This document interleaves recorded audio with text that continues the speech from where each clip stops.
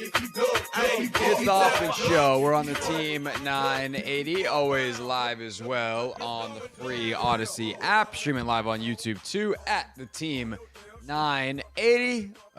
Anthony is here, except for you won't be able to see him on YouTube to start the show. We're working on Anthony's computer that has the camera on it. Anthony, the entire world misses your face. I missed them as well. Yeah, your face. Well, I mean, you're here, but your face is what really kind of what we're after here. I know, your face misses the world. Yeah, sorry about that, guys. Delayed, but it'll be. We'll get it figured out. The debut for today will be oh so grand. It's a fun one today. It's a Football Friday ahead of the Super Bowl. So we're going to talk Super Bowl here for the first half hour. We will continue to talk Super Bowl later. Logan Paulson gives his thoughts on the game, a little Commander spin on that as well.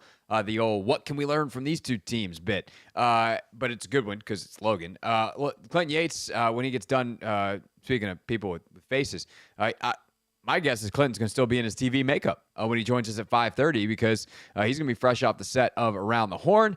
And then we will continue to talk about the Super Bowl intermittently throughout the show. The other thing that we're going to do today that I'm very excited about is at 4:30, Zach Harper is going to join us. Zach is the trade grades guru, an NBA writer for The Athletic. So, I've just kind of been wondering, how do you get no first-round picks for Kyle Kuzma and Jonas Valanciunas, but you get one for Jared Butler in a handful of seconds? The way the Wizards got to their ultimately, I think, very good haul this week is fascinating to me. And I wanted to talk to Zach about that because he grades every trade. And so as someone who looks at nothing but NBA trades or watches the league, but watches every NBA trade with an intense closeness, what does he make of kind of the state of the market in the league? And then we'll obviously get his grades on what the Wizards did around the deadline. But let's start previewing the Super Bowl. It's Sunday. It's the Eagles and the Chiefs. Stop me if you've heard that one before. It is a weird game to me because it's not the game that nor I think most people around the country or around the world wanted, especially if you were to subtract all due respect to these folks, but the Swifties. They of course wanted the Chiefs in the game. And they're a very large group of folks. I'm not trying to make them mad. No, not me. Not going to happen on this show. But if you subtract them from the NFL's current fan base, then the percentages of people who did not want Chiefs, and especially people who do not want Chiefs-Eagles, is very high. People like stuff that's new and shiny. We saw this matchup 2 years ago. These two teams, obviously the Chiefs now in their third straight, trying to win their fourth ring in the Mahomes, Kelsey, Andy Reid era. The Eagles have been around, and nobody really likes them because their fans are kind of a-holes a lot of times. And very specifically, there's a lot of their fans that were gigantic a-holes after the NFC Championship game and physically threatened / harmed Washington fans. So, that's not cool. And nobody really wants to see this from, an emotional rooting standpoint. By the same token, if we take the names off the jerseys and the storylines out of it, I don't know how much better of a football game you could ask for, which is a really, really weird place as someone who loves football and loves the sporting side of it specifically and how the matchups and team building, because these two teams are built incredibly differently. On one hand, you have the Kansas City Chiefs, who have this core around Patrick Mahomes. Specifically, they have Travis Kelce and Mahomes. And they've just made it work around them. Have they made some other very distinct choices in their team building? Yes. They chose to go ham on the interior of their offensive line first in the draft and then ultimately even re-signing some of those picks. They signed in free agency Joe Thuney, who's actually playing left tackle for them, but was their left guard for most of the year. Creed Humphrey was a high draft pick for them, and then they paid him a whole bunch of money, made him, I believe, the highest paid center in the league. I think it was before this year. It might have been 2 years ago. But then, the right guard is well compensated. They have made choices in how they built it to invest in protecting Mahomes through the middle, he'll make it work on the outside as long as 87's there and probably open somewhere over the middle. And then defensively, they did not let the contract situation for Chris Jones get out of hand. They eventually got that worked out despite a holdout. This was 2 summers ago. So not this past summer, but the year before. And they're like, we'll figure everything else out. And they have consistently drafted at an unbelievable level. And they have the other big thing for them is they have extraordinary continuity. Andy being the offensive guy driving that, or being the guy in charge of the offense. And they've even cycled back through some of their coaches. A guy like Matt Nagy left. Obviously, Bieniemy was the OC. Bieniemy left for here. He's now, I think he just signed on in Chicago to be the running backs coach. So he's back in the NFL. Good for him, I guess. But like, as they've lost Nagy, Doug Peterson was there at one point. Bieniemy, because Andy's actually the guy in charge of the offense, and Pat has such an ownership of it, they've had tremendous continuity on the offensive side of the ball. And then defensively, Spagnuolo, for whatever reason, not only has not gotten a head coaching gig, I don't know if he wants one or if he doesn't or what the deal is there, despite being in the Super Bowl every year with a really, really good defense, but they also haven't had their staff poached at nearly the level you'd think. Like, you would think that their DB's coach and their linebackers coach, maybe their D-line coach, like someone should be a defensive coordinator somewhere else. That tree hasn't really been poached. And so they have both high-level talent, done a good job surrounding them in the draft, and it's coached at a stupidly high level because on the staff, you have insane, unheard of, unprecedented, frankly, shouldn't be able to happen levels of continuity. Then there's the Eagles, who are like the opposite of all that. The Eagles have switched out their core almost entirely, in part because of age. Guys like Jason Kelce, Fletcher Cox have retired. Brandon Graham is still on the team, but he hasn't played for most of this season due to an injury. So you have the guys that led them to that, what was it, 2018, I believe, Super Bowl with Nick Foles. And most of them are gone. You know, obviously Zach Ertz is gone and is here now and through a long stint in Arizona. On down the list, it's just a different team. The Devontae Smith wasn't there. A.J. Brown wasn't there. Zach Bond wasn't there and had never played an inside linebacker before 6 years ago. Nevertheless, last year. And so they have tremendously remade this thing. Doug Peterson was the head coach then. It's Nick Sirianni now. And even within this season, some of their most important pieces are brand spanking new.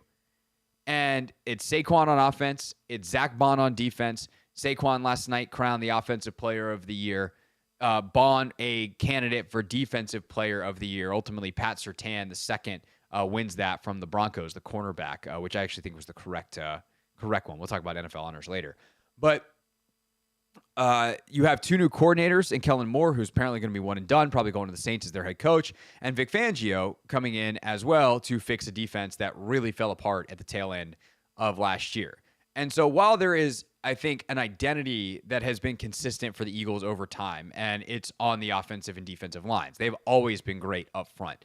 And whether it's Fletcher Cox or Jalen Carter, whether it's Jason Kelce or any of these other dudes. Lane Johnson is obviously a tie that binds. Mailata wasn't there for the first championship, but he's now a stalwart along that line and has been there for multiple years. Like, they have a clear identity of how they build it. The front office led by Howie Roseman, and that thing lasts no matter how the NFL changes. And so from a football standpoint, this is one of the most interesting matchups that I think you could have. It's 2 different ways to build a team. Roster with a good enough quarterback that fits well with what you do versus a quarterback at the center of your entire universe. It is a lot of change versus a lot of continuity. It is pieces that have been in place for a long time versus a lot of new things coming together, coalescing, and becoming the best versions of themselves in a relatively short time period. And in that way, I am very excited for this game. I just wish it wasn't the Eagles and the Chiefs. This would be a lot more fun if it was the Commanders, but even the Lions, the Ravens, the Bills. We like stuff that's new. We like stuff that's shiny, and instead it's an old matchup Just one that is maybe as good as we possibly could have asked for if we're talking about it purely through a football sense. So what are the keys to the game? Anthony and I will give ours next before Zach Harper joins us talking NBA at 4:30 here on The Hoffman Show.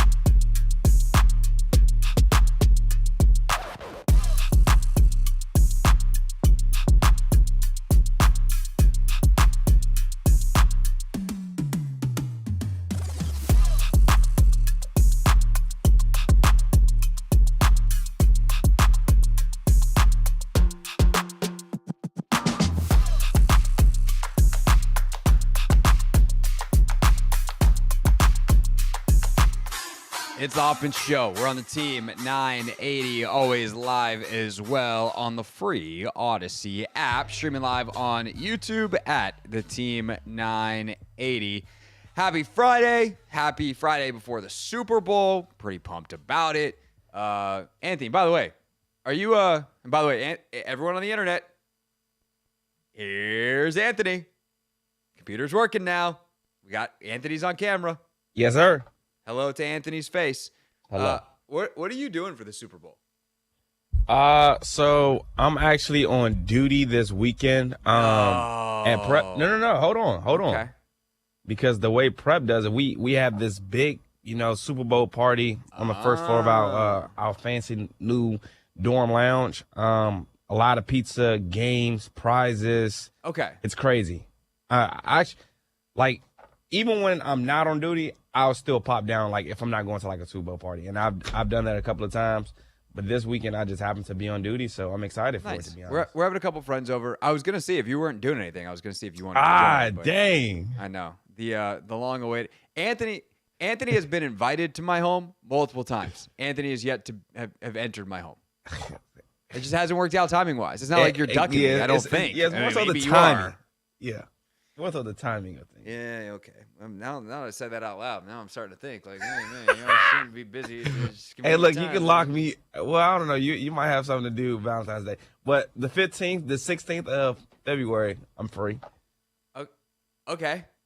I don't know what's happening on those weekends, but, I'm free. I don't know, maybe. March Madness is also coming up, too. Yeah, I mean, we could do something March Madness because we carry the games here on the station. So, like, here we do. Hanging out, watch games. We could potentially do something that.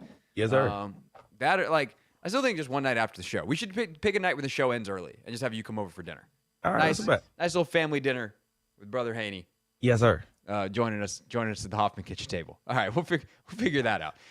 In the meantime, Super Bowl, the game that you'll be watching at some big fancy thing, and I'll be watching with a couple of friends, including one in particular who's going to be screaming her head off for the Eagles because she's a Philly girl.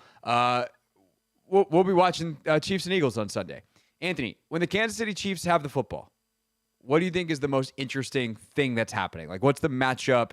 What's the strategy when the Chiefs have the ball? What do you think the most interesting thing is? I think the most interesting thing is the fact that the Eagles don't give up explosive plays. And, I think with the Chiefs, like a couple of years ago when they had Tyreek Hill, they had McCole Hardman, they were trying to stretch the field. They had explosive after explosive. And we've seen the last couple of years with Mahomes more so convert to a dink and dunk, 13-play drive, 14-play drive. And that's what the Eagles sort of kind of want you to do because it is hard to do. But the thing is, the Chiefs have done that all season long. So I think it's an interesting chess match between, the Eagles and Vic Fangio, what they like to do, limiting or making teams, fight for every yard. And then on the other end, Mahomes sort of kind of mastering the 4 yards in a cloud of dust because 4 yards is going to get you a first down in 3 plays. So that's more so what I'm interested, in that little chess match battle. For sure. Like, the Fangio defense is like, we're going to keep everything in front. We're going to make you beat us. And the Chiefs are like, fine, we'll beat you because we got Pat. And I think that's fascinating. Obviously, they gave up a ton of yards to Zach Ertz in the NFC Championship game. Like, now that Zach Ertz becomes Travis Kelce, which is a better version of Zach Ertz at this point in their careers. That's really fascinating. And, like, what do they do with Zach Bond? Do with the 2 weeks, does Fangio say, especially when they get into these man-to-man third down situations, which is where Zach ate in the NFC Championship game, do you put Bond on Kelce and trust a guy who was a pass-rushing outside linebacker last year, turned himself into an all-pro defensive player of the year nominee, inside linebacker on arguably the greatest tight end of all time in a Super Bowl? Like, that's a gutsy decision, but I also don't know what the better option is. I mean, you can try guys like C.J. Gardner-Johnson, like you can try Reed Blankenship, but that's what Zach toasted last week. So I think that part of it is pretty fascinating. Do you just play a bunch of zone and like hope that your pass rush gets home? But playing zone against Mahomes feels like murder. So it really comes down to, like, can the Eagles be really great on first and second down where it's a bunch of 3rd and 8s, and then those 6-yard dump offs aren't good enough for a first down, and force Mahomes to hold the football, stretch the field, and then you have the whole scrambling element. And that's kind of the weird thing about the NFC Championship game is like the Eagles. The other part of this is obviously the turnovers. Can the Eagles force turnovers at the rate that they have against everybody all year? Because they didn't get a ton of stops against Washington, like straight up stops. Not like Tressway punted 7 times in that game. He definitely punted a couple.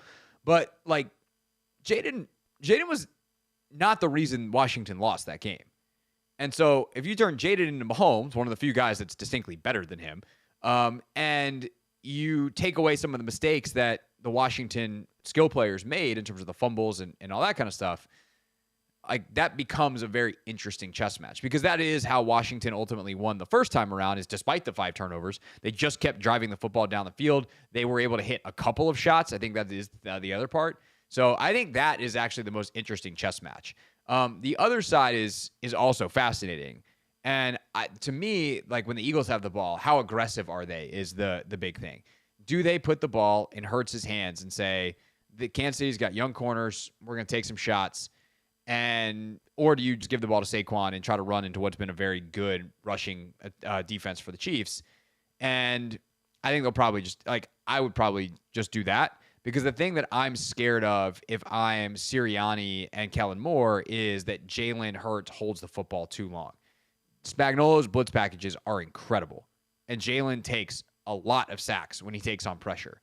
So let's just limit the opportunities for that to happen, run the football with Saquon Barkley, and see if he can carry us to a Super Bowl in the same way that he's carried us to all these wins all year long. I mean, when I look at what the Chiefs' run defense did against the Texans, what they did against the Bills, they gave up damn near 150 yards on the ground. So I'm going to ride Saquon. Like, it is the last game of the season. I'm not, trying to, prove people wrong by saying, Jalen Hurts can beat you via the pass. This is one game, and we're going to give our best players the ball, and we're going to ride those guys. If Saquon got it going. 29.5 carries for Barkley. That's my personal over-under. I don't know what the actual number is. What do you? I love it. You going over? Under? Like, is Saquon getting 30 carries in the Super Bowl? I'm going over. I think he should get 30 touches. If that becomes screens and other ways to get him the football, like, that's fine. But, like, yeah, Saquon 30 touches. Like, why would you want to go out any other way? I'm going over. Jalen Hurts probably under 20. I don't think he needs to be passing the ball as much. Granted, if they get behind, they might have to do something. But usually they do a good job of playing. But I don't think the Chiefs are going to go run away. Like, that's the thing, is like the game script. If the Chiefs are all of a sudden up by 21 points, something has gone heinously wrong. Yeah. Like, that's just not how, like, Saquon has fumbled and the Chiefs have returned it for a touchdown. And then on the ensuing kickoff, they fumbled the football and that got returned for a touchdown or a quick turnaround score. Like, it would have to be how the Eagles got up on the Commanders, where like their offense doesn't touch the ball for 10 minutes or something stupid because of a special teams mistake. So we'll pick the game officially. Turnovers matter, man. They matter a lot. They matter a lot. And by the way, the first Jalen Hurts played arguably the best game of his career the last time these two teams played in the Super Bowl, except for one fumble. Yep. And that was enough to cost them the game, because that's the margins when you're playing Mahomes in the playoffs. All right, when we get back, we are flipping gears back to the NBA. And you ever just scratch your head when you see a trade and be like, why is that? How did they agree upon that? Well, Zach Harper looks at every NBA trade for The Athletic. He does their trade grades. We're going to talk to Zach about the current state of the NBA marketplace and how the Wizards did in it at the deadline next on The Hoffman Show.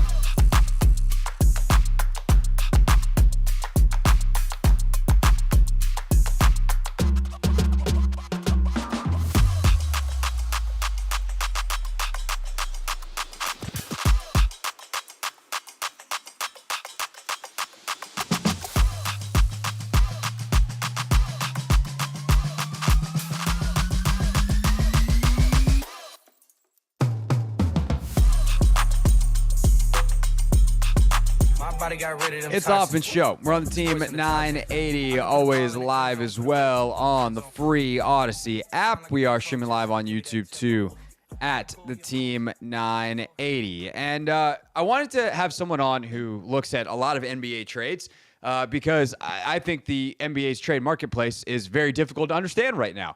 And so we are lucky enough now to be joined by the athletic Zach Harper, who doesn't look at a lot of NBA trades. He looks at all the NBA trades because he does the trade grades for the Athletic. And we're going to talk to Zach about the marketplace and how the Wizards did in it. And so without further ado, Zach Harper, welcome to the Hoffman Show. Thanks for your time, bro. Appreciate it. Thanks for having me. There's too many trades.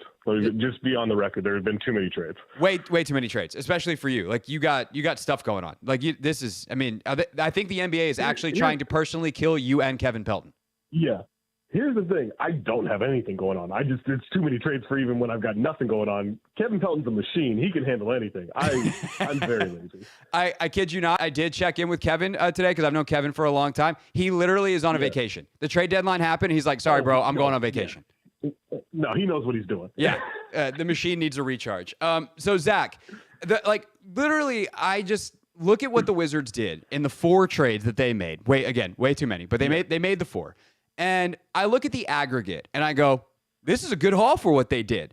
I look at the individual trades and none of the 4 make any sense. When you look at all of these trades, have you been able to kind of figure out where NBA GMs are in terms of what they really value and maybe some things that they value at a different level than those of us in the viewing public and the analytical public? Yeah, I'm with you. You look at all the individual trades that the Wizards made and I'm just like, I don't think that's a good deal. It's like a C+. It's like maybe a B-, right? But then you look at the overall haul and what they did, and I look at them like, you know what? That wasn't bad. In fact, in the newsletter I do for The Athletic, I put them as one of the trade deadline winners because ultimately, we can boil it down. They got some second-round picks. They got a couple of first-round picks. They got a pick swap. A.J. Johnson's like a nice young prospect who maybe can turn into something, part of that youth movement that they're doing. They brought in Chris Middleton, who they can maybe flip this summer or by next trade deadline. Same with Marcus Smart. I do think, when you're a bad team and you're in a rebuild, the best thing you can do is get into these trades, right? Whether it's a 3, 4, or 5-team trade, whatever. Best thing to do is get into those trades, get involved, and end up with something from it in terms of draft capital. And the Wizards, to their credit, did exactly that. It wasn't the most direct route of doing it, but I do think there's more down the line, and that's ultimately what you want to do. You want to just keep accumulating this stuff, whether you use it to your own benefit as a draft piece or as a trade piece. You just want to keep accumulating. Right. And so they do that, and they do that really with their last 2 trades is kind of when the payoff comes. But you look at how does Jonas Valanciunas, who's arguably been their best player this year, which probably explains a lot, but Jonas goes to Sacramento for 2 picks and 2 second rounders and a guy they waive, and then they send Jared Butler and 4 seconds to Philadelphia and get a first back because they take on Reggie Jackson. How much is this being impacted by the new CBA and the aprons and the luxury tax penalties and all of the non-basketball stuff versus whatever basketball reasons might be influencing the turnaround in some of these deals? First of all, how great is it that we have trades happen and we immediately think, did they get under the second apron? That's what basketball's about, right? That's what we're happy about. What dreams are made of. Yeah, this is we want to bust out like a Quicken Books or something. That's how basketball's made. But yeah, no, I think a lot of it has to do with this new collective bargaining agreement, and a lot of it has to do with teams trying to get under that second apron, get under that first apron. Luxury tax has been a thing for a long time, but now there are severe penalties with it. And it's why you saw Toronto get active with this. You saw Detroit get active with this. You saw the Wizards get active with this, and Charlotte as well. When you're a bad team, the best thing you can do if you have cap flexibility, which you should if you're a bad team, is to be able to include yourself on these trades. And so that's the mark of a smart front office and someone who's doing their job is extracting out of that. And I think I would say 80% of the trades that happened yesterday or the day before, I would say 80% of them had to do with money rather than basketball. It's a lot of that. There were some real basketball moves, but a lot of it is just trying to figure out how do we not get penalized as much. And teams like the Wizards, teams like the Hornets, they figure out a way to benefit from those other teams spending too much early on. Is there a part of you that just, especially because you do some comedy stuff as well, do you just want to change your grading system for those and be like, I'm either not doing trade grades or I'm just going to put a dollar sign and move on. Like, this shouldn't be a thing that most people care about. Well, that's something I do every year it's usually after the trade deadline, but I think we put it out a little bit before this year. But I usually do like a hindsight, right? Like, hey, we had the trades last year. What do they look like now? And one of those little bits that just it makes me laugh. I don't know if anyone else cares about it, but I put a FOMO scale for there, right? Like, did you actually want to make this trade, or did you just want to see yourself on the ticker on the bottom of the screen? And so I think a lot of these are going to have high FOMO scores next year. I love it. Zach Harper, NBA writer for The Athletic, is with us here on the Hoffman Show. So, Zach, kind of like we could do, and I say like me and you specifically, but also like we, the general NBA talking head public, we could do hours long of podcasts on these type of topics. But like existentially, is this a problem for the league? In that we have gotten so far down, like the lawyers having to do a million things on the rabbit hole that like it is so much not about the basketball, and it is hard to follow for fans. Like, fans care a lot about the transaction market, but it's become so difficult to follow and understand that is there any push that you've heard in the league of like, we got to rethink how we do this, the Supermax, and like what just happened with Luka feels like a pretty important moment, and like just how complicated the CBA has become, and the impact that it's now having on how the sport is consumed. Like, is this kind of an existential point in the NBA, or just they're gonna have every team's gonna have their expert and their lawyers, and the CBAs are only gonna get more complicated with more carve outs moving forward, and we're just gonna have to deal with it? Yeah, I mean, I unfortunately, I think it's the latter, right? Like, because there is, there's a portion of this where, and I think the league can even admit this, it's gotten pretty bad at marketing itself, right? Like we can talk about ratings and stuff all day, and I think those conversations are really tired at this point. But ultimately, the league this is part of the give and take of when you become, going from like an 8 or 9 month league to a 12-month league, at least in the news cycle, that happens because of transactions, right? And you keep the interest going because of transactions, and they can pretend they want to restrict player movement, and they want to be in the headlines, and that's part of marketing. And so to get that, you have to become a team, a league where this little minutia stuff and the lawyers and the collective bargaining agreement and everything, that becomes a part of it. And I do think the NBA would like to have it more about basketball. I think most of us would, right? Like, we didn't get into basketball because we love spreadsheets. We got into basketball because we think it's cool, right? Like, that's the reason.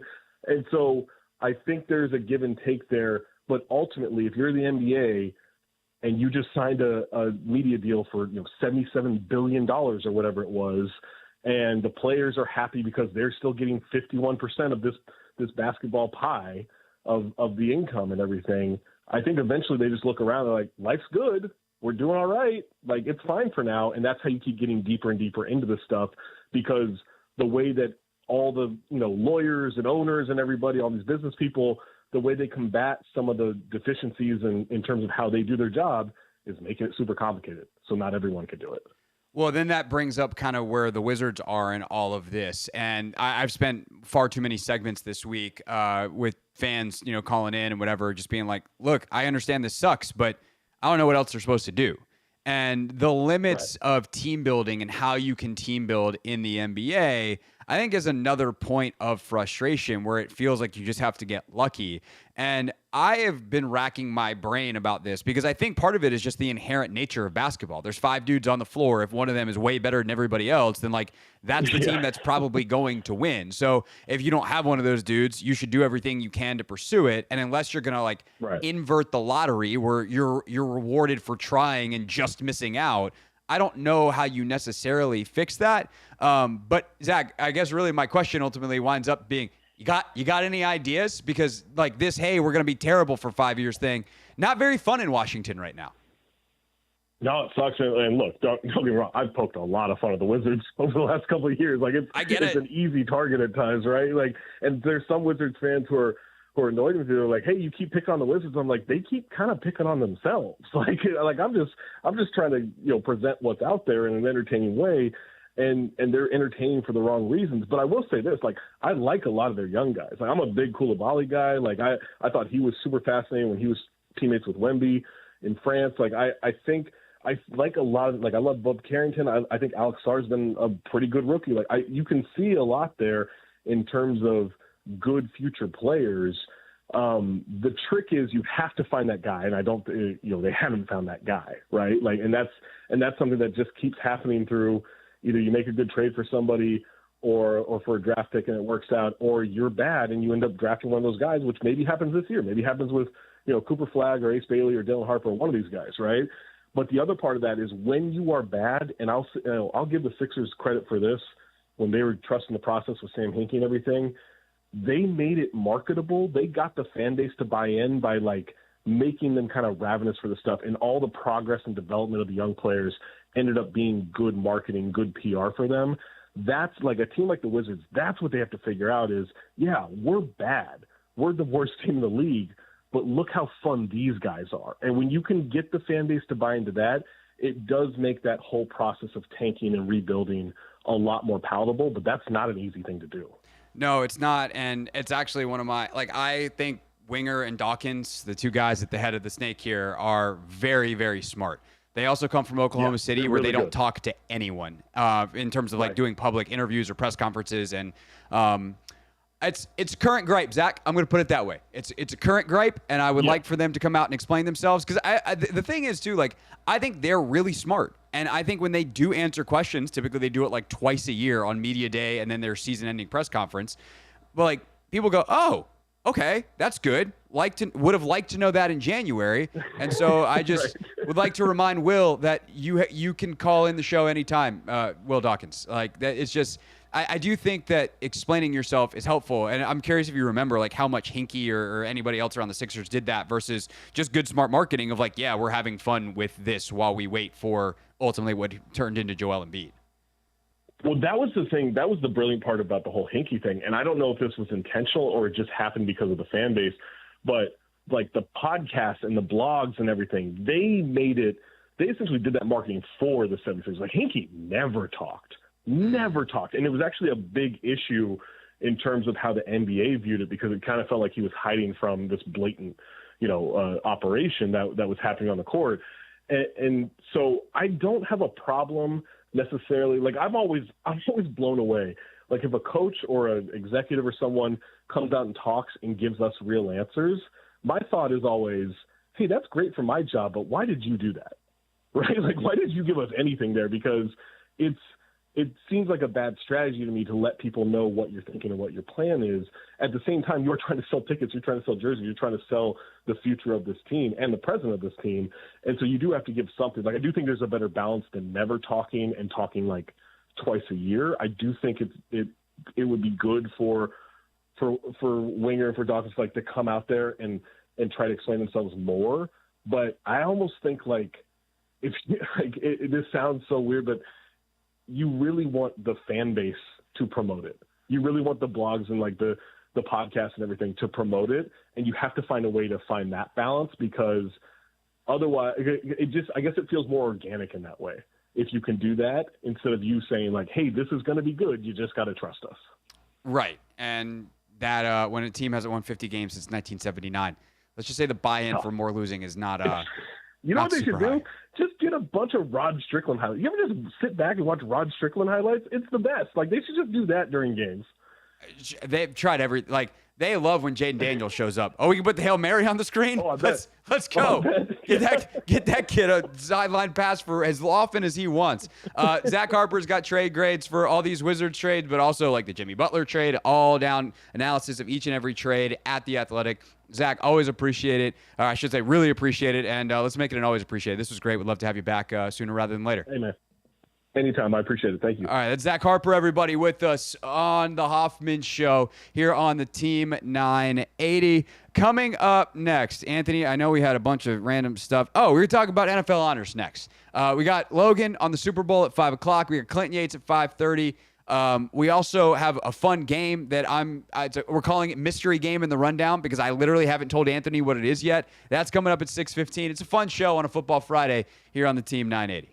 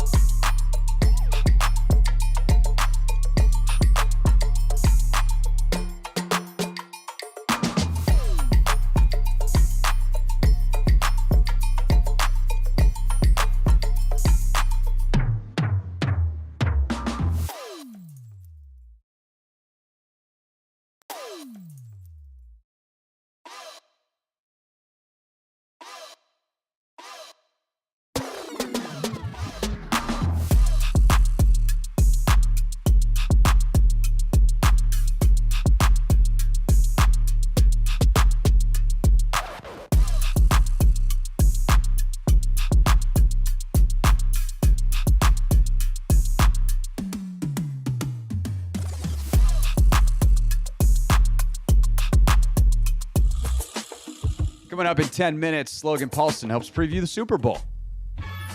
Nobody's tuning away for that. The Hoffman Show. We're on the Team 980, always live as well on the free Odyssey app and on YouTube at the Team 980. You miss any parts of the show, you can check out the best of on demand on YouTube as well on my page at Craig Hoffman. Bunch of good stuff, including yesterday's Never Read the Comments on Myles Garrett and the potential for a trade. That was what took up most of our time. What else? Josh Robbins on yesterday talking about the Wizards trade. Of course, his colleague at The Athletic, Zach Harper, just joined us. That was a really, really great conversation. But last night, Anthony, the NFL honors. What a show that was. I watched about the first hour. We started off by tuning into some of the red carpet stuff, and that lasted about 45 seconds of really bad red carpet coverage. Yeah. Did you watch any of that? No, I didn't see it. I saw some of the highlights. So I had a lot of questions, man. A lot of questions. Yeah, just red carpets are kind of rough, but there's an art form to them. Like Kevin Frazier, former SportsCenter anchor, now has been doing Entertainment Tonight for 20 years, which was a hell of a switch at the time. You're like, wait, you were anchoring the 11 last night. What are you doing on Entertainment Tonight? The show my mom watches back when I was in like high school. He's awesome at it. Like the few times I've tuned into like a Grammys or whatever, like there's people that are just really good. They have like a rapport with the celebs. Like the celebs know who they are. And just, I genuinely felt bad for some of the NFL Network folks that clearly they were just like, oh, we like the way you look on a red carpet. Go pretend you're a red carpet reporter. And just, it didn't work. Then the show started. And can we be honest, Anthony? I think we owe everybody that. It's really all we are on this show. Yeah. Snoop bombed. That was terrible. Not good. It was really bad. It wasn't quite as bad as when the prompter restarted on Justin Jefferson, who handled it like a champ. It wasn't as bad. That was hilarious. It wasn't, but like it would have been fine if it wasn't supposed to be a touching moment to introduce Randy Moss. Well, that too. And it's like JJ's like out there laughing and like what's he supposed to do? That's not me criticizing him. It's like he's just like, guys, the prompter. I guess I'll just start over. Yeah. But it's like this touching moment to have JJ introducing Randy Moss, who's we last heard is like has to get off ESPN because he's got cancer. Mm-hmm. And they messed that up. They have Myles Garrett's name on the graphic for Defensive Player of the Year when Patrick Surtain won it. Why do you even have that graphic made? Is it that hard to tell the graphics producers the winners beforehand? Yeah. My guess is they make one for everyone because that way they don't want the secret to get out. It's the NFL honors. Who cares? Yeah. Tell the graphics guy or gal. What are we doing? But I think the thing with Snoop was like those jokes actually just weren't that funny coming from him. Like, if you're going to make fun of Josh Allen 10 days after he loses to Patrick Mahomes, like bringing up something that genuinely hurts him. Like, this man has put his entire career into trying to beat Mahomes and the Chiefs, and he is 10 days off of the latest failed effort at that, where he played his face off and was awesome, and his team just came up short because Mahomes again. If Lamar Jackson makes the joke about that, having also suffered the same fate, that's kind of funny because there's kindred spirit there.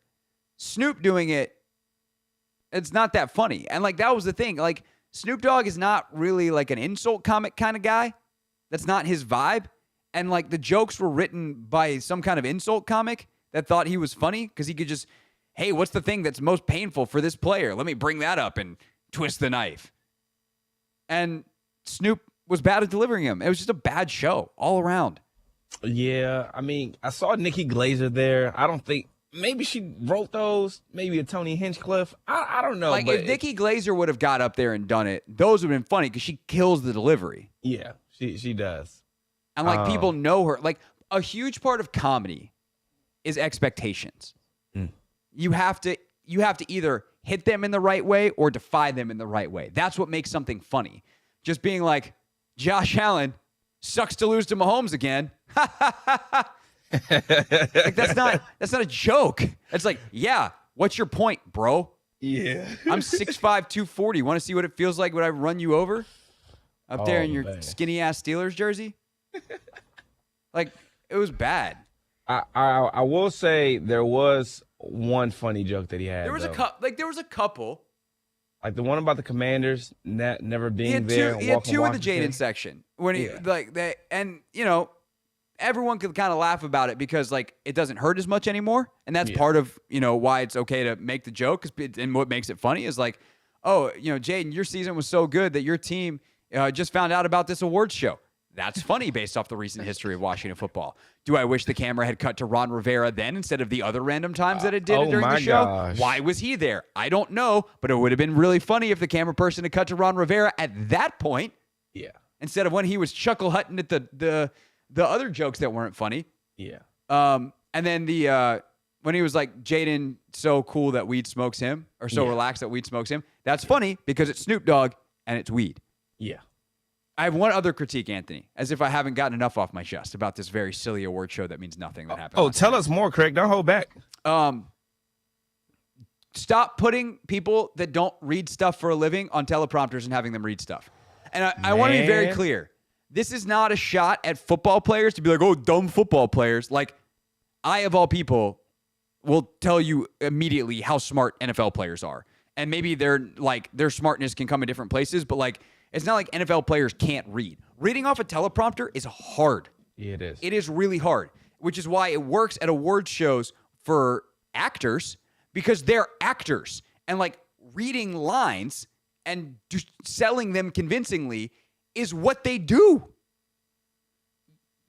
Football players don't do that.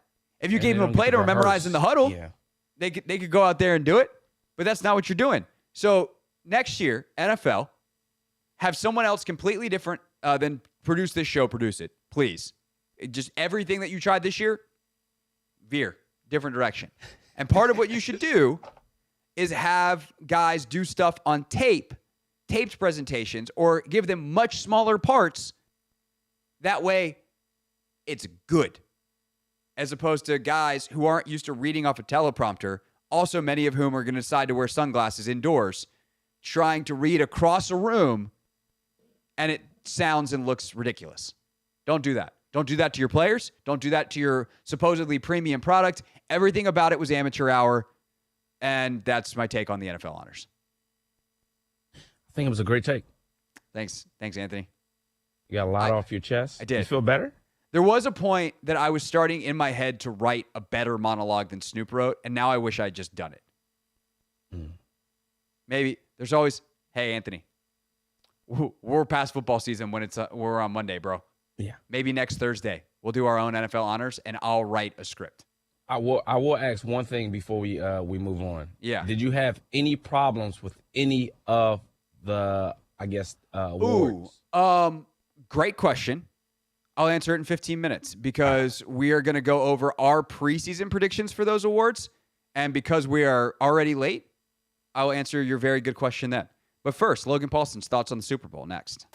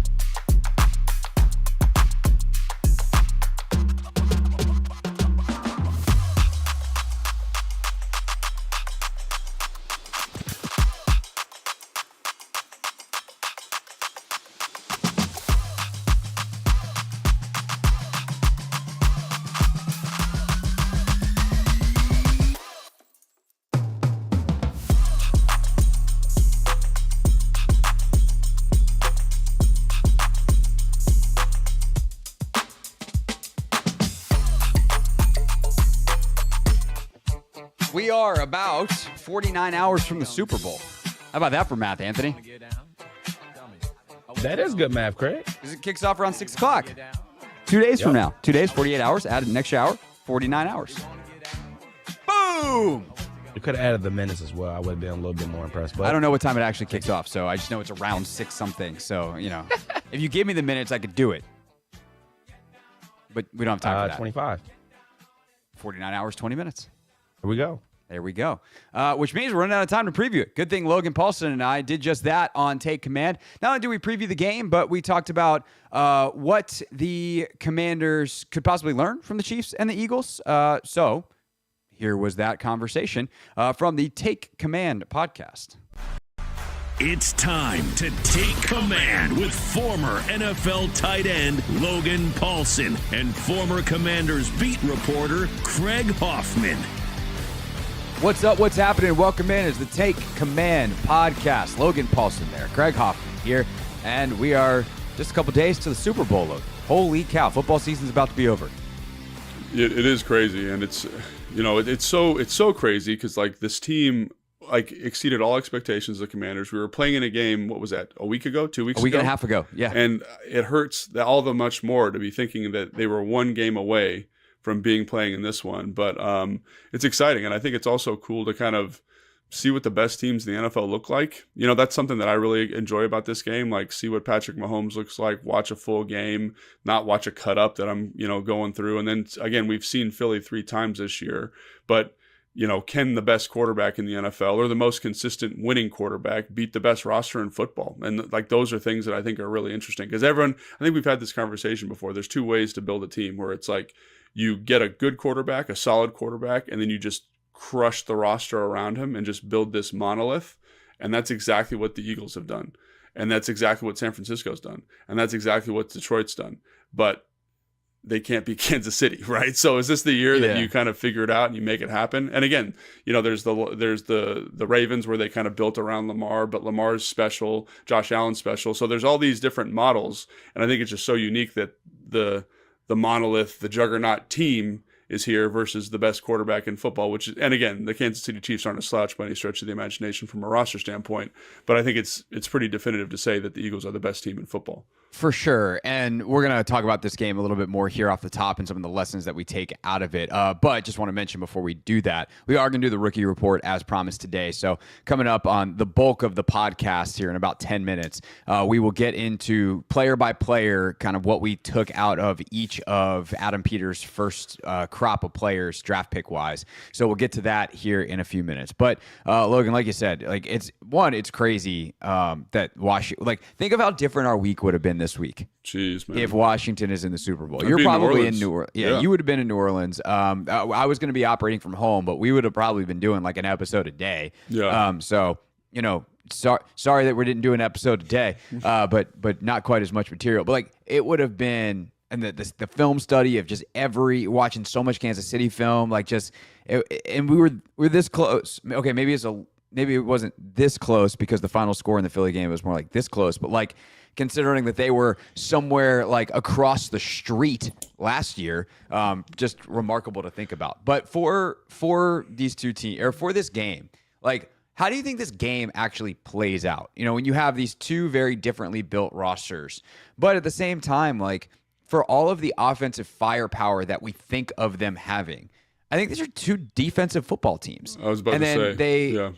They use the running game for Philadelphia and Saquon, and just Mahomes' ridiculous ability to get the ball to the right place quickly at the right time to just ball control. And this, I don't think this is going to, this football game to me is going to be one for the nerds that are just oh yeah, this is a grind. Let's go. This is not going to be a fireworks show.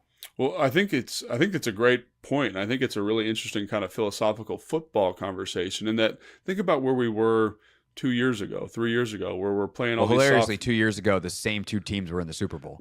Right. But think about that. There was a 35 to 33 or something like that overtime, high scoring affair, high flying offenses, big explosive plays. And now there's been a shift. There's been a shift by multiple teams in the NFL to kind of say, hey, we're going to control the ball. We're last possession teams now. We're going to find a way to win in third down and end of half, end of game scenario. And it kind of harkens back to when I was in college and when I was first in the NFL. Like, I remember coaches telling me, this is a league where you win the last possession. And I was like, that's stupid. Why don't you win all the possessions? And so, but I think it does show you like these really good teams have kind of shifted back to that approach because they can play. I mean, really two of the best defenses in football, right? One of the best rushing attacks in football, if not the best rushing attack in football. And I think people sleep on Kansas City.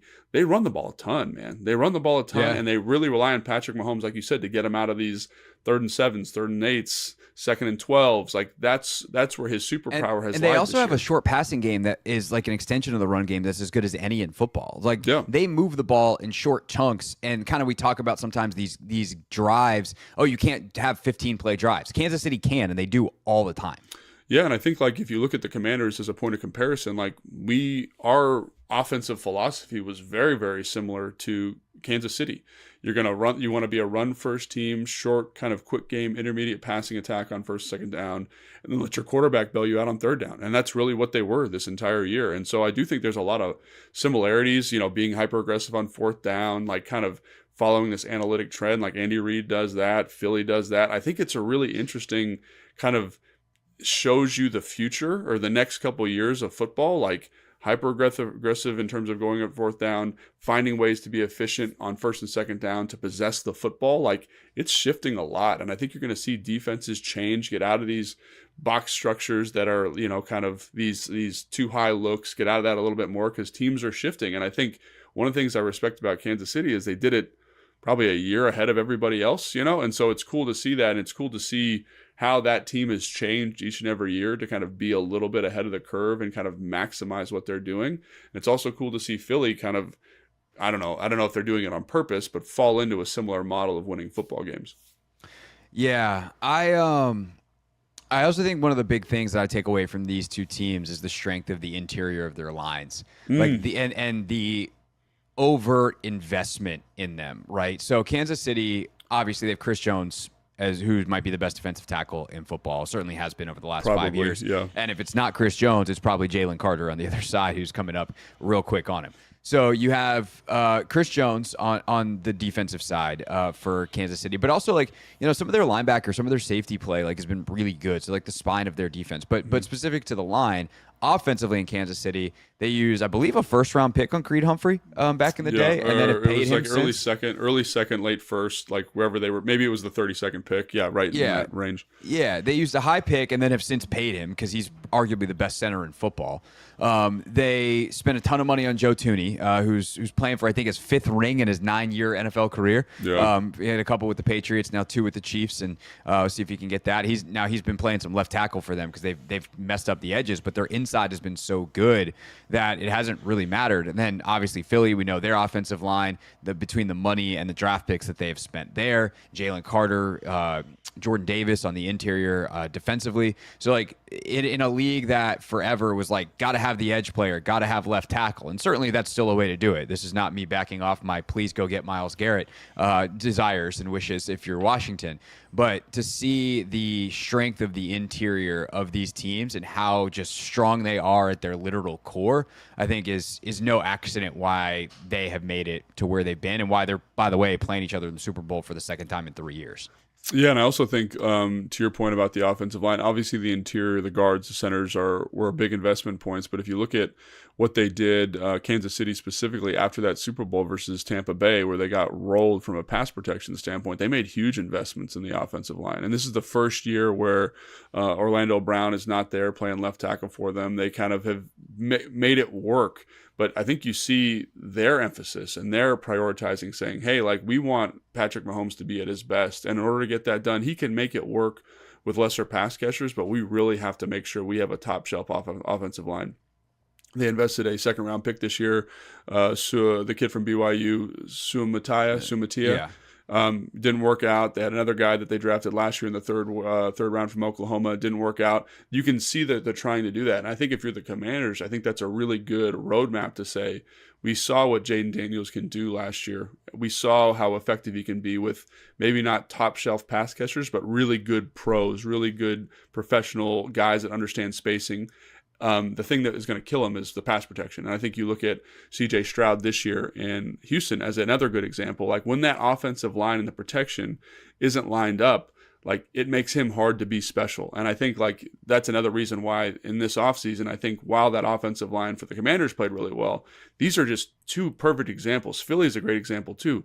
Every year making investments in the offensive line. The depth there is good. The top flight stuff is good. And it helps Jalen Hurts play better because he likes to hold the football. He likes to see his throws. It just doesn't matter. It doesn't matter because the offensive line's good. So I think like that, if we're looking at roadmaps for successful teams, shoot, Detroit's the same way. The Bills we talked about last week. I just think this reinforces kind of, hey man, like if there's one weakness with Kansas City, it's the fact that their offensive line's banged up, and then you can affect the best player on the field in Patrick Mahomes. And so if you're Adam Peters, like I think all of these teams that are really good are really excellent roadmaps to say, hey man, we just got to make sure that we are constantly getting better and we're never at a deficiency at this position because our quarterback's so special.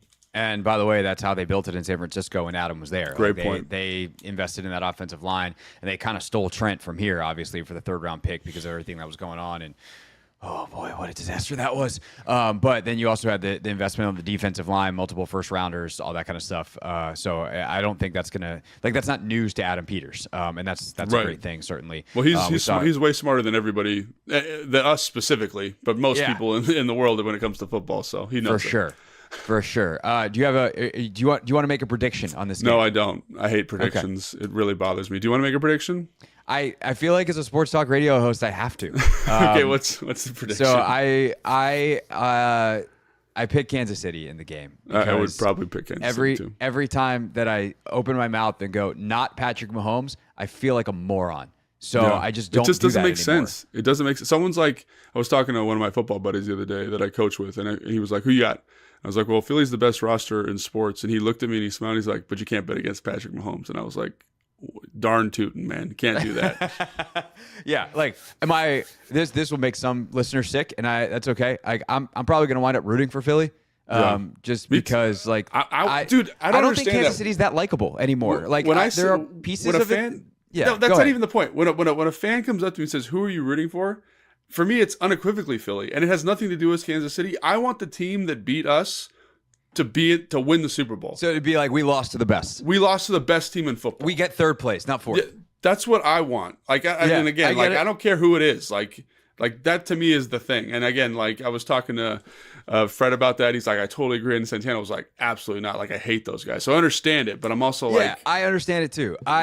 I think Saquon is like the most likable person in this game. I think that there's some dudes on Kansas City that and some ways that they go about their business that I'm just like, I don't know, man. I don't love that. And so I'm good on the three-peat thing. And it's not like a refs conspiracy. Like I think that stuff is like your tinfoil hat's loose. Like it's not any of that. And like if they pull it off and get the three-peat, I would be like, you want to know what? That was cool. We got to see history. And I think Mahomes deserves that because I think Pat's the best quarterback that's ever played the game. And he's just got to continue doing it at this level for that to unequivocally be true, which is going to be hard because Brady played forever at a high level. But like if Pat plays like Pat's playing for 15 years, it's good enough for me. But yeah, man, like this time around, I can't do it. I can't go full go Birds. But like Philly's the team I would like to win, even though I'm picking Kansas City.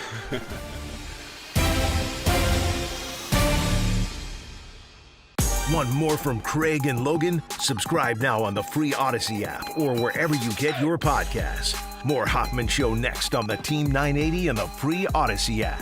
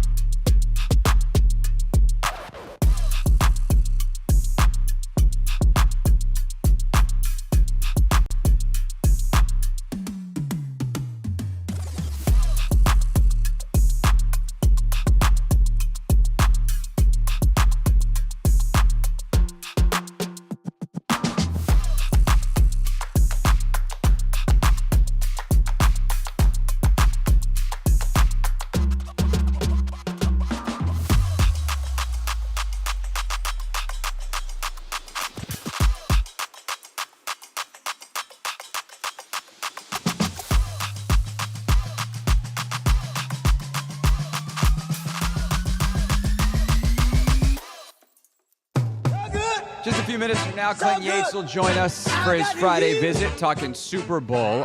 Back to the NFL honors and not the terrible award show, the actual awards that were given out.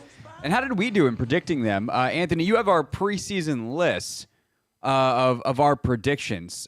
So how do you want to do this? You want to go the individual awards, or do you want to go the full team? Like, how do we want to do this? Or no, I should say the standings. I mean, we can kind of hit them all as long as we go quickly.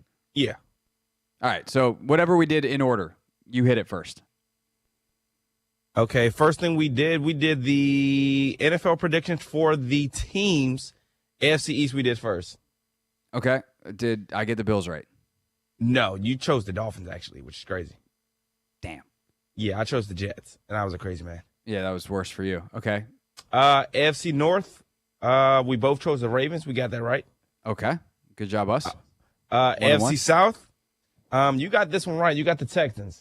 You I picked was your going Colts. for my guys, the Colts. So I'm 2-1. You're 1-2. Yes. And then we both got the AFC West right. We both chose the Chiefs. 3-1. 2-2. 2-2. 2-2.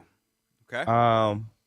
NFC East, we both chose the Eagles. Okay. We're smart. Okay. NFC North, we both chose the Lions. Both got that right. NFC South, we almost got right, but we didn't. We were a game away. We both chose the Falcons. Dang. NFC West, we also got wrong. We both chose the 49ers. And boy, were we wrong. They really were disappointing. Yeah. So you went 4-4 in the 8 divisions. I went 5-3, 6-2. Yeah, 6 and hold No, on. 5-3. 5-3. Or did you Yeah, go? 5-3. Did you go 3-5? You went 5-3. I went 4-4. Okay. All right. Yeah. After that, we both did MVP. Mm-hmm. We both got MVP wrong.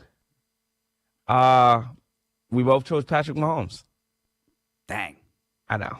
In hindsight, that was pretty stupid. Yeah, I don't know why we did that either. Yeah, like voters hate giving it to a guy multiple times. Yeah. Voter fatigue. So real quick from last night, I don't think they got MVP wrong. I think Lamar Jackson should have been the MVP this year. I also think they got it wrong last year, and that Josh Allen should have won it last year instead of Lamar.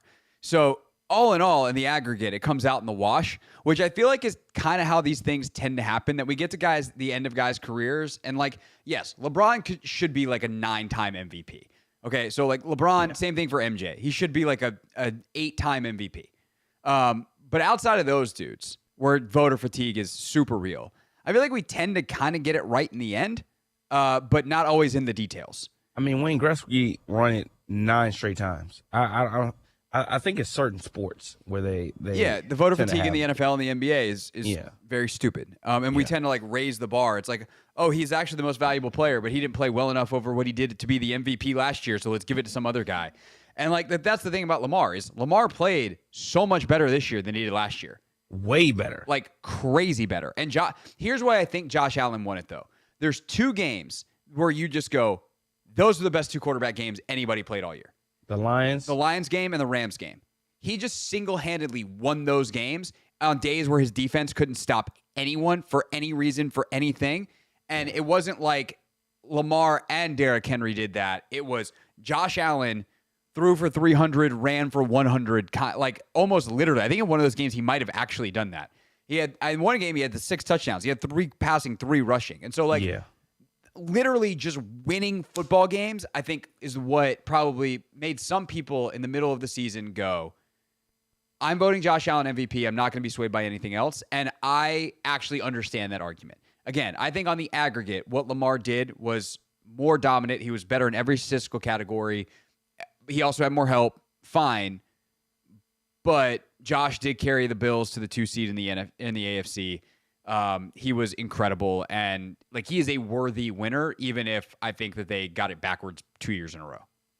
Yeah, I mean, there are people like Dan Orlovsky who somehow voted Lamar first team All Pro, and then Josh Allen MVP.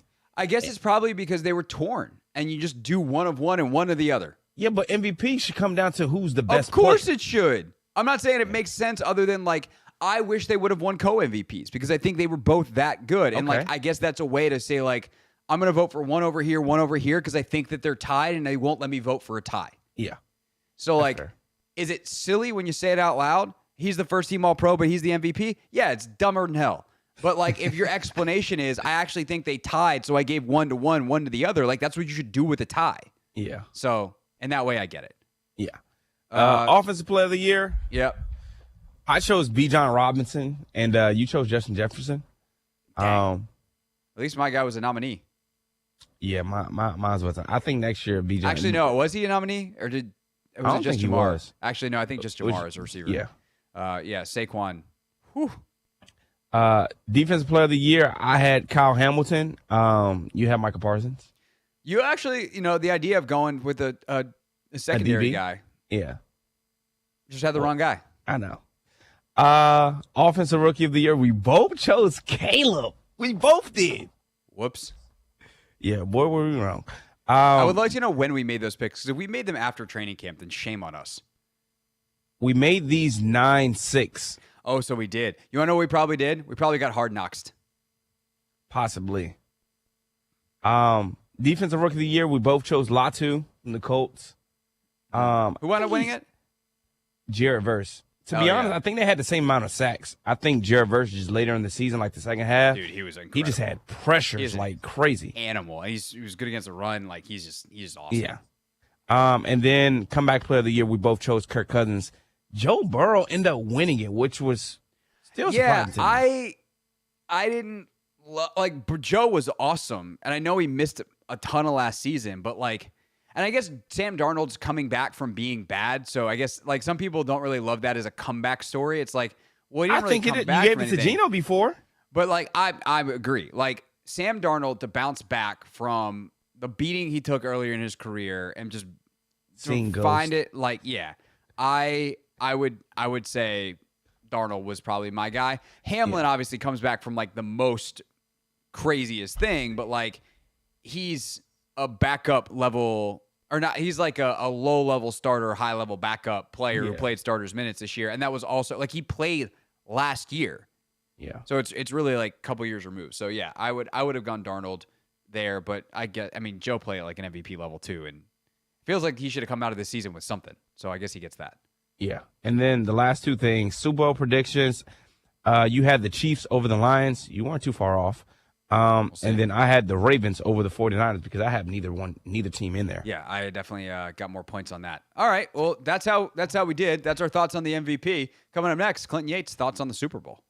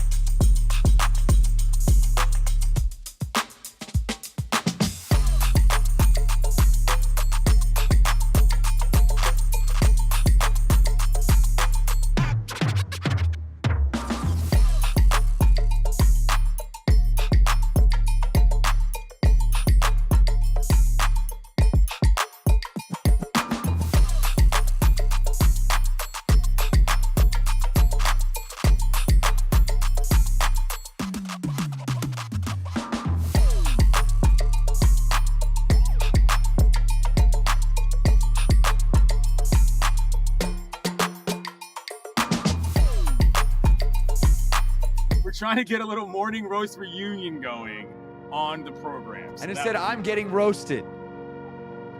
Goodbye. Gracious.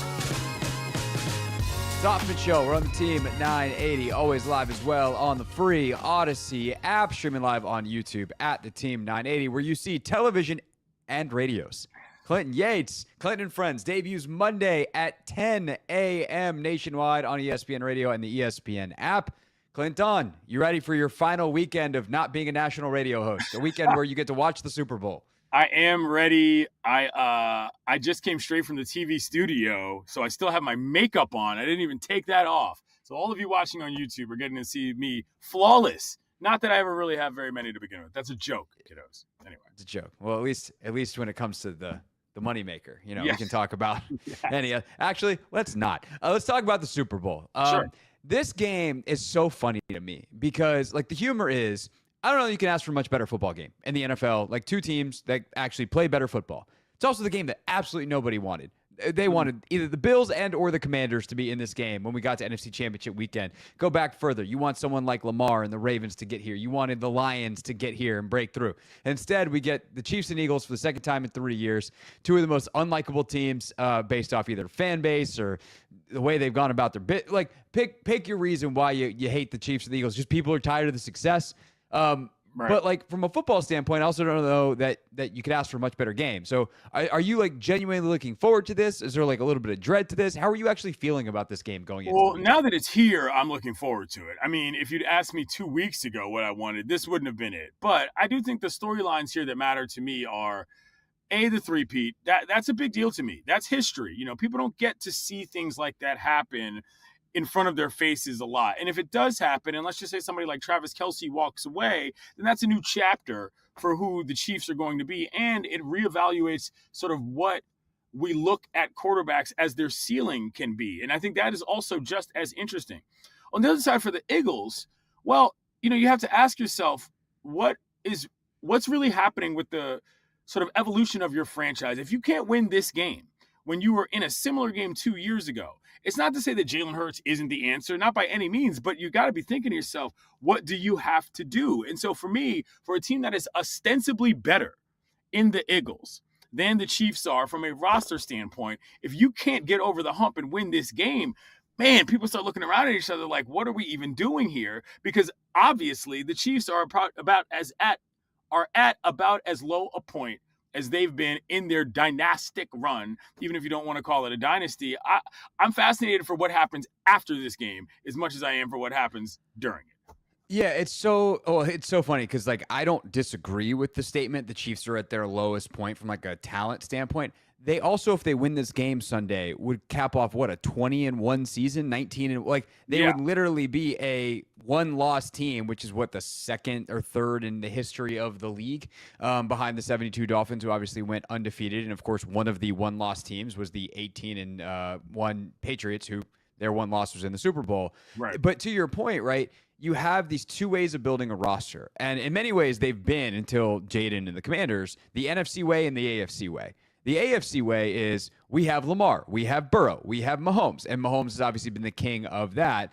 And then on the other side, you have we build the incredible roster around a good enough quarterback, and let's see how far that can go. And so I think, to your point, if you are the Eagles and you've built the best version of your roster you've ever had, and then the quarterback gets beat out by the other great quarterback, like, I do wonder what the question. I mean, Philly's never one to ask rational questions anyway, but like, No. what kind of questions do get asked about Jalen?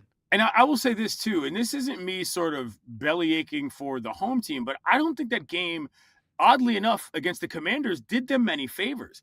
If I'm a Philly fan, I don't know that you want a super huge blowout in a championship game in which the other team, I'm not going to say didn't show up, but made mistakes that made the game impossible to be normal. You put the ball on the ground 3 times. I understand they were forced fumbles. I'm not trying to take anything away from Philly, but what I'm saying here is, if you're thinking of a squad as an offensive unit that needs to figure out their mettle and prove what they can do in tough situations, none of that happened in the championship game. That game got flipped on its head, and all of a sudden they were just running the ball and it was blowout city. And now you're going up against a team in which you literally cannot make a mistake, or else you're going to presume that it's going to get pounced on. That's where this is so interesting to me, is that the styles of play are so different that you think if the Eagles are going to win, they're going to have to blow them out. It's not like you're going to be able to just assume they can go round for round or they're not going to make a mistake in a tough spot, something the Chiefs don't really do. And so that to me is as much of this as anything. The coaching element from a leadership standpoint, never mind what the quarterbacks can do, is going to be vital, Craig.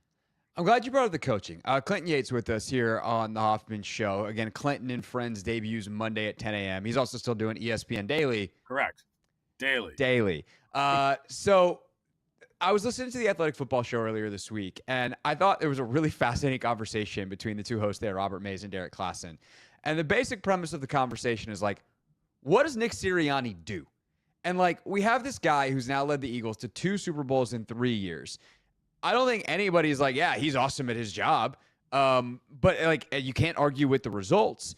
And they made a bunch of like hypothetical arguments. And then at the end, they're both like Robert verbatim goes, I don't know if I believe anything I said for the last 10 minutes, but that's kind of the argument. What do you make of Sirianni and kind of his role in this? He has the second highest winning percentage in the NFL amongst active coaches behind the guy on the other sideline. I don't know if anybody would name Nick Sirianni in their top 5 or even top 10 NFL coaches if they redrafted the league with coaches. No, and it doesn't help that his own players are taking sort of pot shots at him, talking about how they finally got the straitjacket off in Jalen Hurts. I'm like, whoa, buddy, what are you even talking about? I mean, there's no real way to couch that, which is a direct comment to the coach. So, look, different guys do it different ways. I do think he suffers a lot from A, being in Philadelphia, and B, not exactly having a personality that we all kind of love. You don't think of him in like the Gruden McVay kind of mind where they can rattle off long verbiage about whatever. You don't think of him in the Harbaugh kind of sense where the personality itself is bigger than the football. He's just kind of there. And honestly, I kind of wish more teams had football coaches that were like that, if I'm being quite honest, who didn't have to take over everything from a personality standpoint, but were willing to do something that maximized what their team is. Can it beat the best? And I don't think that it's impossible. I just think it's going to take really quite the game. We talked about this a little bit on the show, and I said that the unit that I think has to perform the highest is the Philadelphia wide receivers. They came up in a way in that Commanders game because they were pacing with the run, and then every time they needed just one pass to sort of keep things going, just one something to get things over the top. The Eagles lost a couple games this year because their receivers dropped balls. If that unit doesn't show up, I don't think Philly can win on the ground alone, be it through the quarterback and the running back or both at the same time. It sounds weird to say because they're not exactly the glamour unit, but that's what I believe. But, I mean, 2 guys who are first rounders and highly paid. And it is kind of funny because Jalen literally doesn't throw to anyone else. Like, Jahan Dotson got traded there in the preseason from here and is the 3rd receiver. And, like, the Commanders had 5 guys that had more catches than Jahan Dotson this year. This is just not how that offense operates. On the Kansas City side, I think when we talk about kind of what this means for them, this is in a way the only game that matters for them all year because of how much they've won in the past. Like, what we think of Patrick Mahomes today is probably no different than what we thought of him or Kelsey or Reed before the season. But if they win, what does it mean? And then if they were to lose this game and not get the 3-peat, like, what does that mean, if anything, for their legacy? You know, I don't know how legacy changing it is with a loss. I do think there is an element to the win that has a higher ceiling than the floor with the loss. But I do want to quote one of your friends, Jordan Rodrigue, who writes for The Athletic. I was at the live podcast with Mina Kimes that she was a part of, and she said something to me about Andy Reid that really struck me. She said, what the guy trains is, he trains the ability to think like a long-haul trucker. To your point about the fact that this is really their only game, it's like the 20th game of the year or whatever, and this is the only one that matters. The mindset you have to be able to think like that, and you're not just burning on adrenaline all through the playoffs, is remarkable. And I think that no matter what happens in this game, people are going to look at Andy Reid so much differently than they did 10 years ago. Remember, he was known as a guy that could not clock manage, could not win the big one. Makes a career shift to Kansas City, and next thing you know, he's the sage that knows how to do everything right.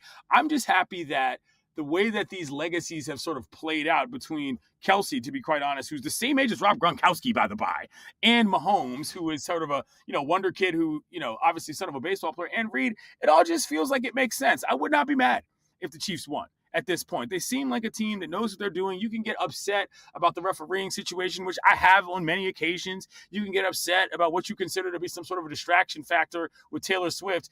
These same people who argue about that don't seem to have any problems with the fact that Jessica Simpson was constantly on the sidelines for the Cowboys, but that's another story, in the crowd. But I think that it's all reasonable football stuff. Like, this is a good team. They got a big fan base. People like them, and they win. It's nothing for me to turn my nose up about Kansas City or the way any of that is going.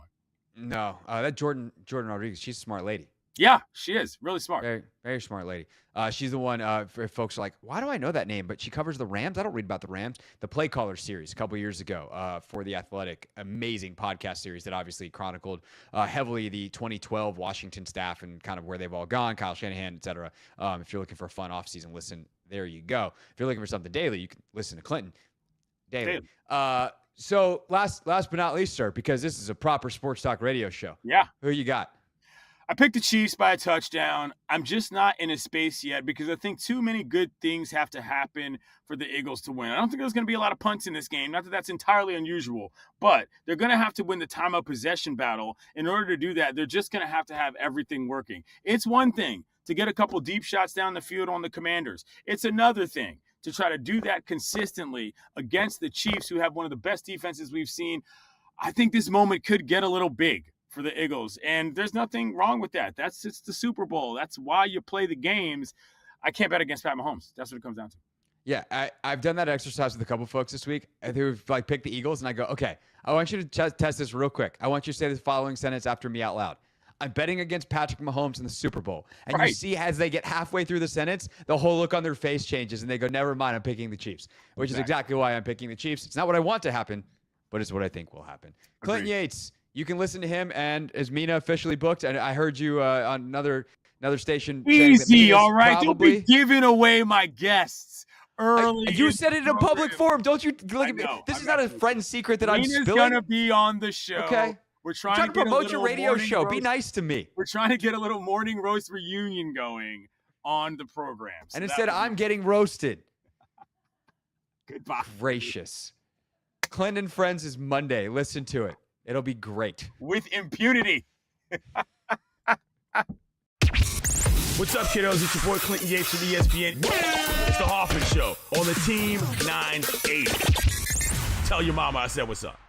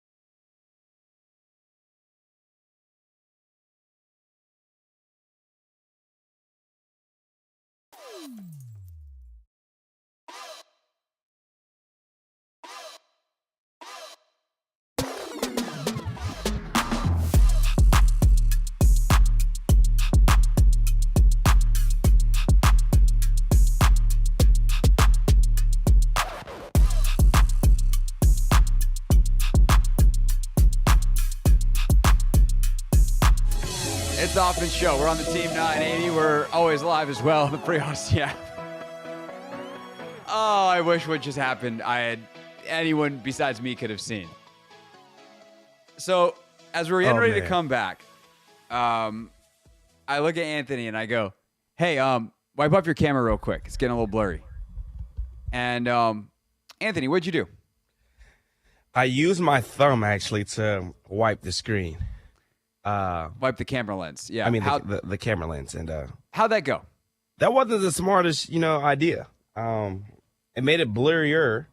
And you proceeded to give me further instruction on how to improve the quality. I didn't think the level of specificity was going to be needed to say, hey, do you want to use like anything other than your finger? Yeah. And that looks good. Look at this beautiful man in crystal clear, high definition. Thanks, Greg. Looked like he was in a freaking potato cam there for about 3 seconds when he used his thumb.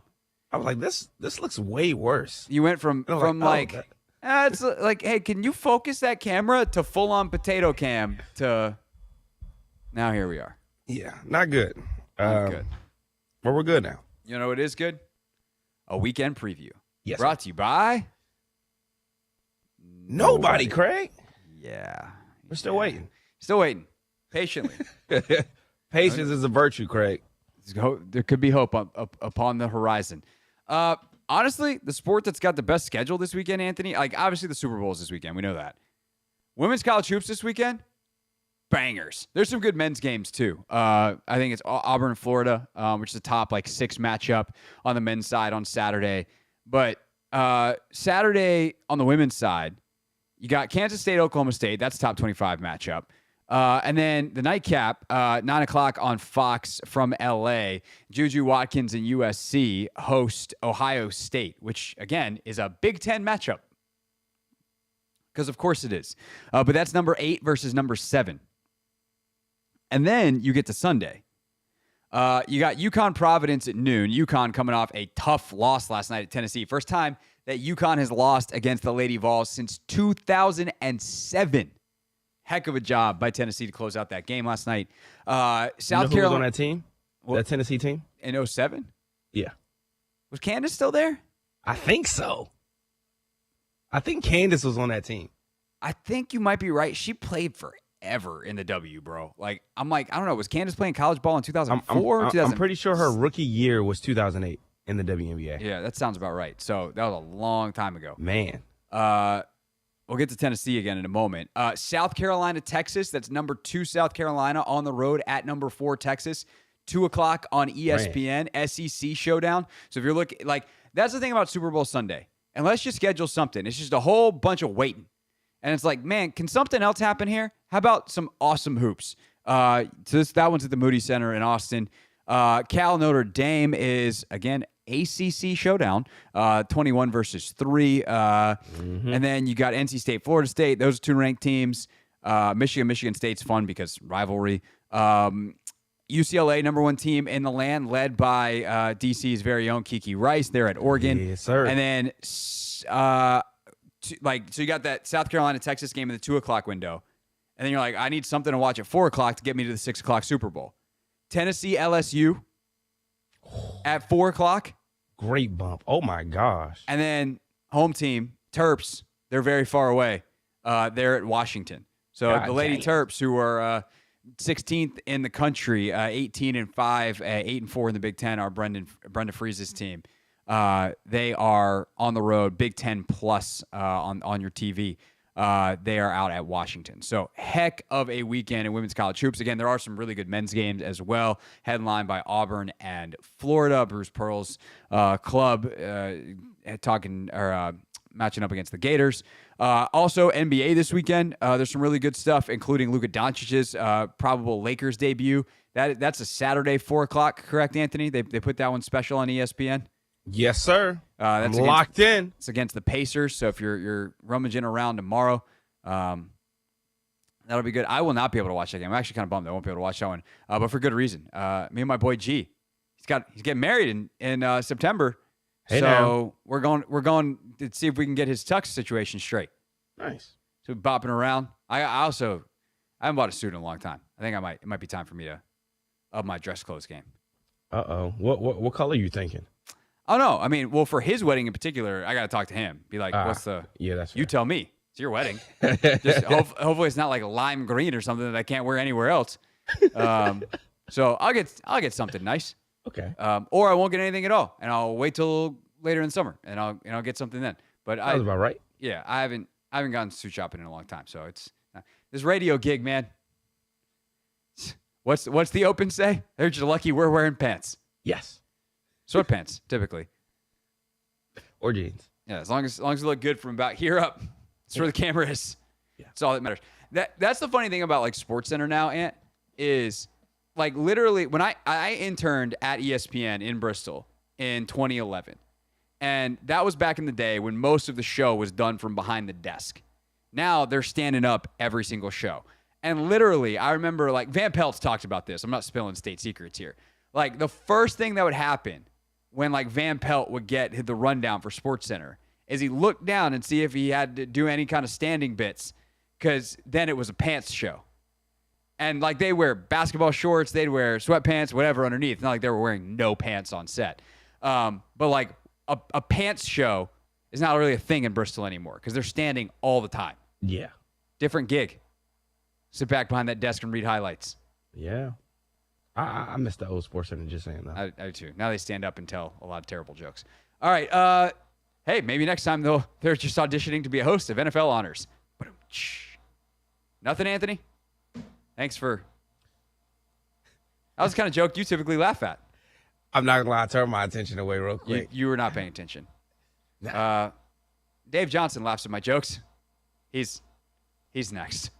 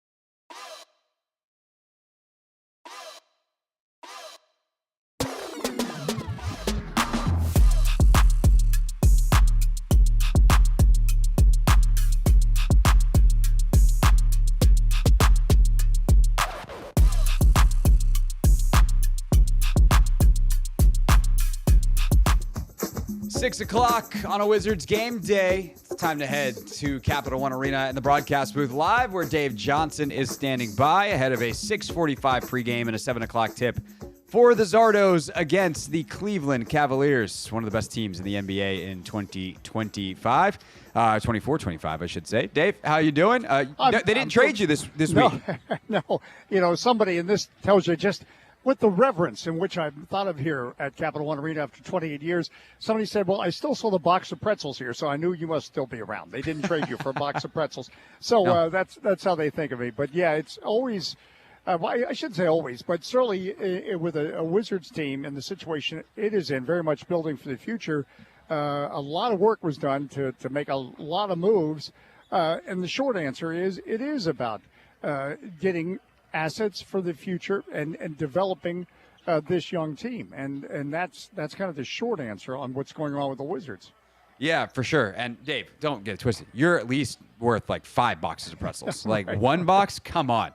Dawkins I trades know, you for I one know. box. I'm going to storm his office myself. There you go. There you go. What was it like to show up at the arena today and talk to Brian Keefe and you kind of go through your pregame routine now? Because the multiple things happen, right? Like there's just guys that aren't there. That changes the atmosphere. But there's also the stress of, am I going to be traded? Who are we trading? Depending on who we're talking about that's around the team. What was it like just to walk into the arena today with all the answers after a week and a half's worth of questions leading up to yesterday's deadline? I think with this team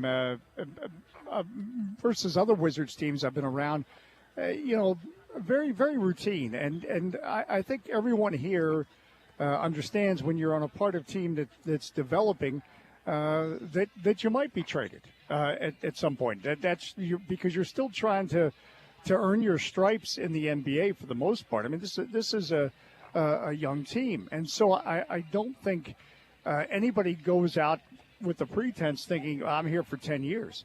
Maybe they will be, and certainly some players that are on this roster right now are going to fit into long-term plans. You don't develop by flipping the roster like a pancake. So it's not the anxiety. I think of a year on the road in New Orleans, and I want to say it was a year we actually made a JaVale McGee trade. So, there was more anxiety then where players weren't sure they were going to get traded, players that wanted to stay or play. This was more of a case where we know where we are in the stage of development. So if, like Jonas Valanciunas, like Kyle Kuzma, neither one of them necessarily, thought, well, I'm going to finish this season with the Wizards. I mean, Valanciunas, he was perfectly happy here, loved the city, but, a situation where he goes to reunite himself with Domantas Sabonis, who that's a great situation for him. And then the Wizards, get the draft capital they were looking at. And this is part of, I had a discussion today with Will Dawkins where, as everyone likes to talk about, well, who got the better of the deal or who swindled who, and that's really not the way they approach it. Our teams approach it.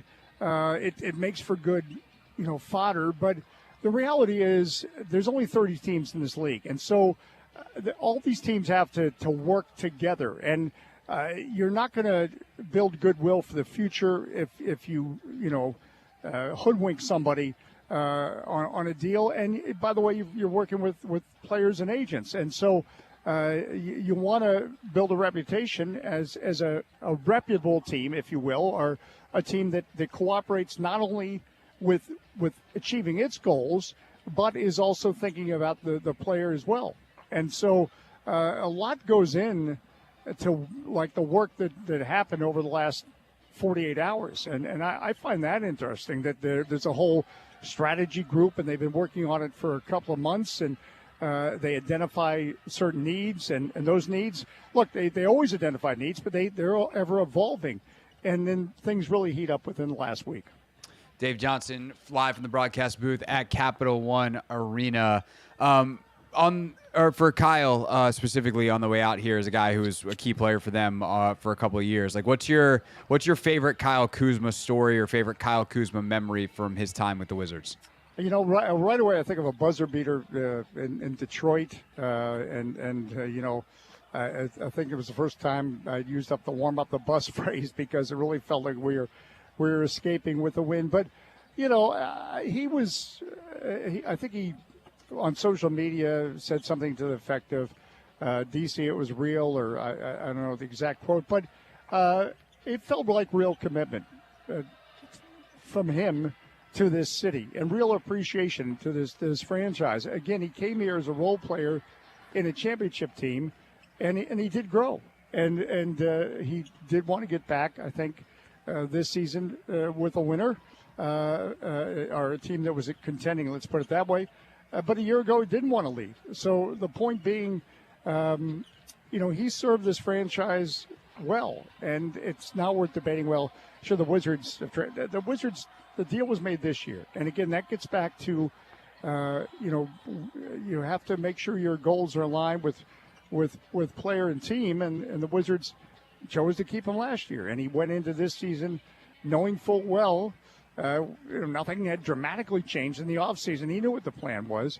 But every time for NBA players and teams, for that matter, reaches a point where it's beneficial for both to move on. And that's not just, PR gobbledygook. When we talk about 6-month seasons, a month is a long time in terms of how things evolve and develop. But, he provided us some great memories, and again, I was glad to call his games because he was a terrific player, and he gave me outfits to witness that I don't know if I'll ever see again in my life. Definitely a unique guy in his game and obviously his personality and his fashion. So the DC is not quite as bright with Kyle Kuzma gone, no. And that's really just about the fashion.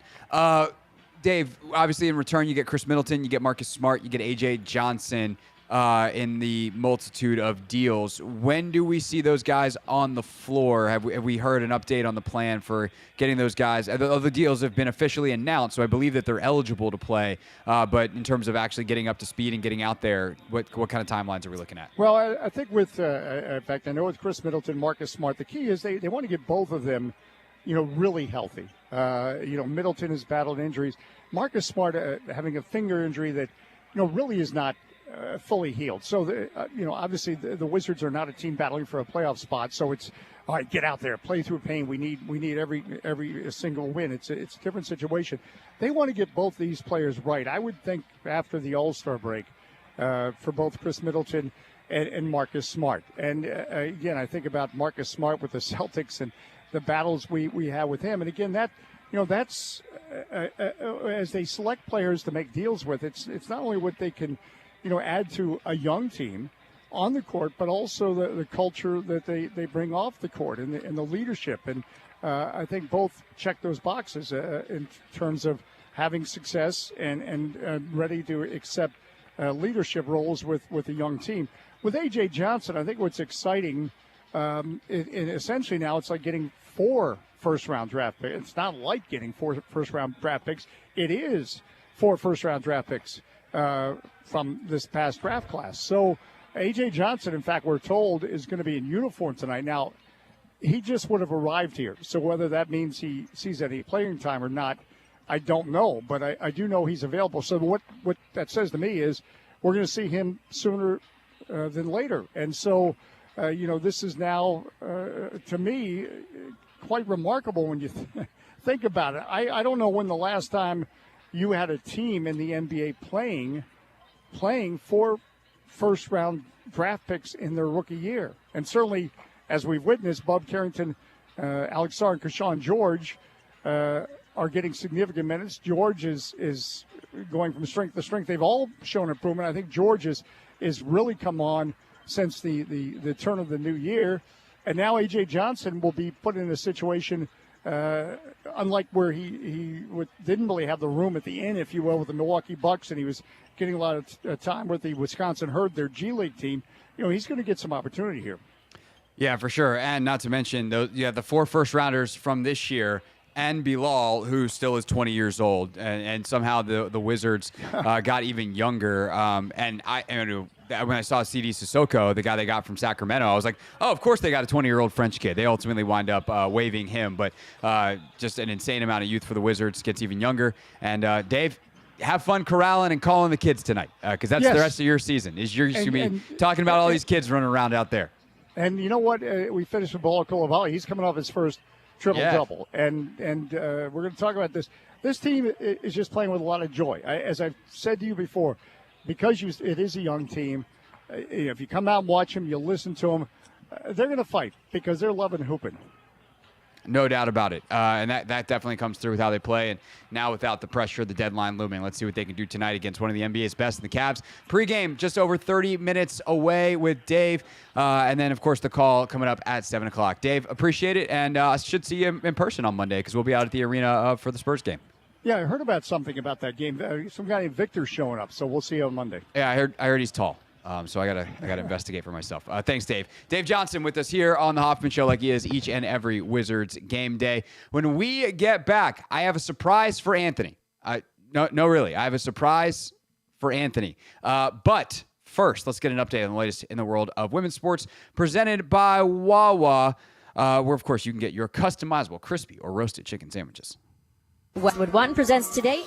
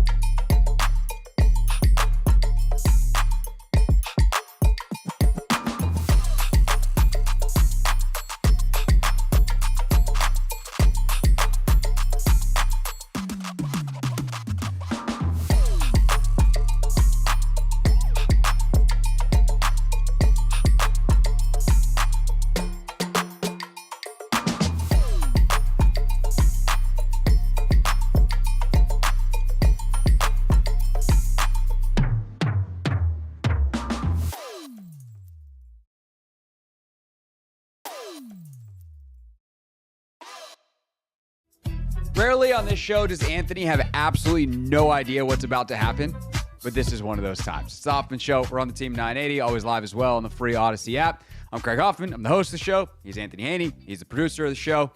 And Anthony, who is going to be the biggest star in attendance on Sunday for Super Bowl 59? Well, probably Taylor Swift. Yeah, Taylor Swift. Yeah. Taylor Swift is going to be the biggest star in attendance on Sunday. And there is a meme that was going around. The account that I'm looking at this on is Sportsish. And they have a game. And I would like to play the game with you. The game is lyric or quote.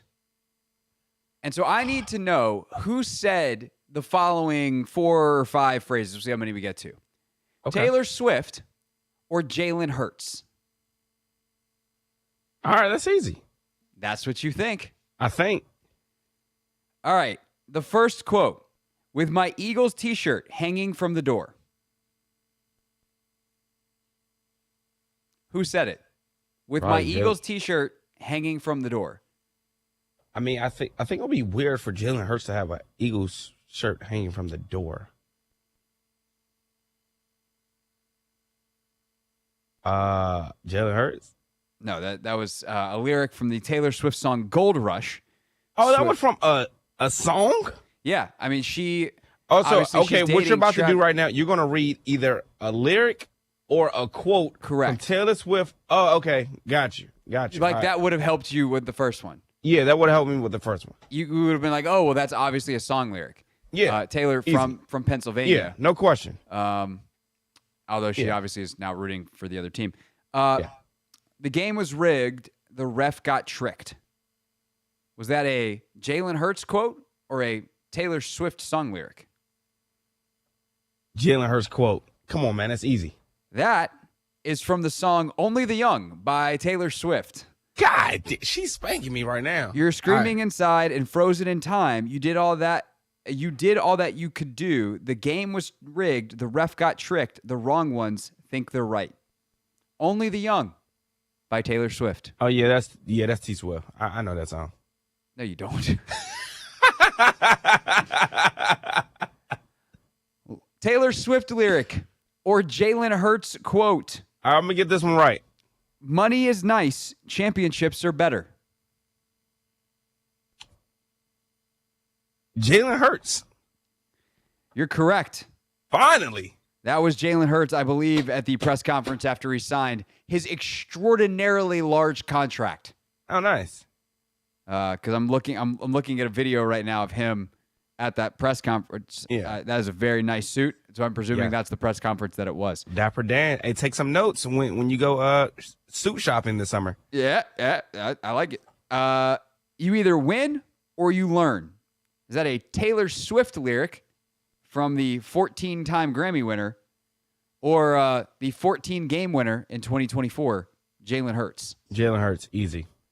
That was Jalen Hurts. Yep. I don't know when easy this money. That was from. All right. I'm ready now. I'm warmed up now. Oh, this one's tough. Hey, look, I'm warmed up, Craig. Hit me with your best shot, baby. This could definitely be a Taylor lyric. This could definitely be something an NFL quarterback says. I carry my scars with me everywhere I go. You were so confident until I started to read the quote. Hold on. Do it one more time. One more time. I carry my scars with me everywhere I go. Taylor Swift lyric. Let's go. Don't forget. I carry my scars with me everywhere I go. Dang! That is a Jalen Hurts quote, a man who transferred from Alabama to Oklahoma and wound up being a second-round pick. And yeah. So that's from that long ago? I don't know when it's from. It's just it's Jalen Hurts because you just heard. Yeah, I thought it was gonna be I carry my scar.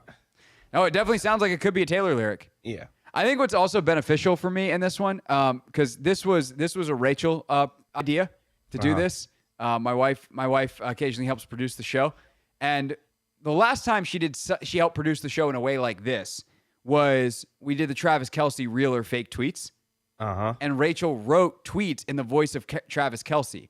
And we think that I did a bad job as the presenter of that game because Are you doing a good or bad job right now? I seem to give it away based off of how I was saying it. I intentionally didn't look at this until now, so I don't know the answers till I swipe, which helps me not give them away to you. Okay. I'm secretly playing the game with you. Okay. And I've gotten everyone right, and you don't know the difference. Really? The point, Anthony, is that you don't know the difference. Oh, yeah. Definitely you're right. Not getting everyone right. All the years that we stood there on the sidelines wishing for right now. Taylor Swift. That is a Taylor Swift lyric. That is very well done, Anthony. Yeah, that's from the song "Long Live." Yeah, by Taylor Swift. You know that song, right? Yeah, that one I'd heard of. Yeah, that one I'd heard of. Yeah. All right. I think this is tiebreaker right here. This 3-3. We got. Oh God, there's a million of these. We're gonna say that we're gonna do 2 more. All right, 2 more. The grass will be green where you water it. Taylor Swift lyric or Jalen Hurts quote? The grass will be green where you water it. The grass will be green. Please stop singing. I'm gonna go with my man Jalen Hurts quote. I think that's very befitting of him. That is Jalen Hurts quote. Yes. That's a good job. All right. Woo! So hold on, you're 4-3 right now? Yes, sir. So there are 2 more. Actually, we'll just do 2 more. That way you definitely can't finish on a tie. Okay. If you fail, you want to fail forward. Swift or Hurts? If you fail, you want to fail forward. Yeah. Jalen Hurts. Come on, man. That's easy money. That is it. And then this last one, I want to be your first string. I want to be your A team. Oh, T Swift. That's Taylor Swift. That's from the song Hey, look. Game. It took me a while to, get going. You got confident. I got humbled a little bit. I got humbled real quick. But then you finished strong. I did finish strong. Finished very strong. Anthony Haney, everybody. Nice job. Nice job. That is thank you, First Lady Rachel. Favorite game. Jalen Hurts quote or Taylor Swift lyric. Thanks to Sportsish for putting that on the internet, and my wife for putting it on our rundown. All right. When we get back, we will wrap up the show with our Super Bowl predictions and real things real people said into real microphones.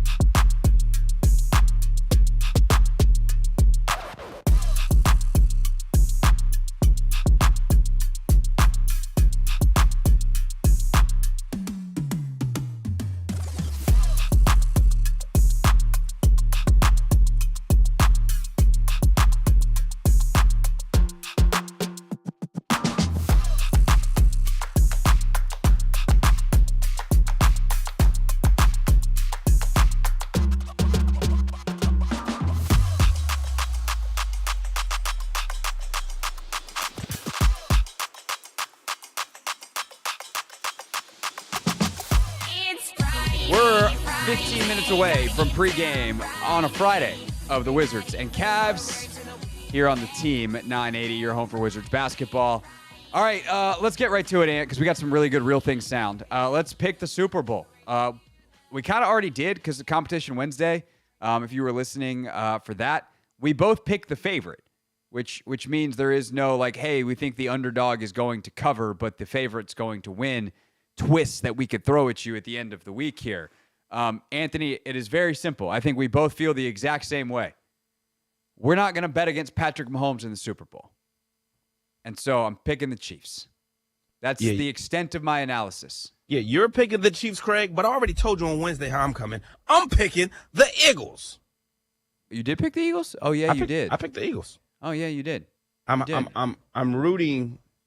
The thing is, are we opposite? Am I picking the Chiefs and rooting for the Eagles, and you're picking the Eagles and rooting for the Chiefs? Sort of, kind of. I think it's really cool to see a three-peat because I think this would be the only time that this will actually be possible. I think I totally agree historically. Like, to see a three-peat would be kind of crazy. And I'm not opposed because I think, like, Mahomes specifically deserves it. Like, that is a thing that no one else, no quarterback, not Montana, not Brady, not any of them will have on their resume. None. In a time of kind of unprecedented parity as well in the league. Yeah. That would be crazy.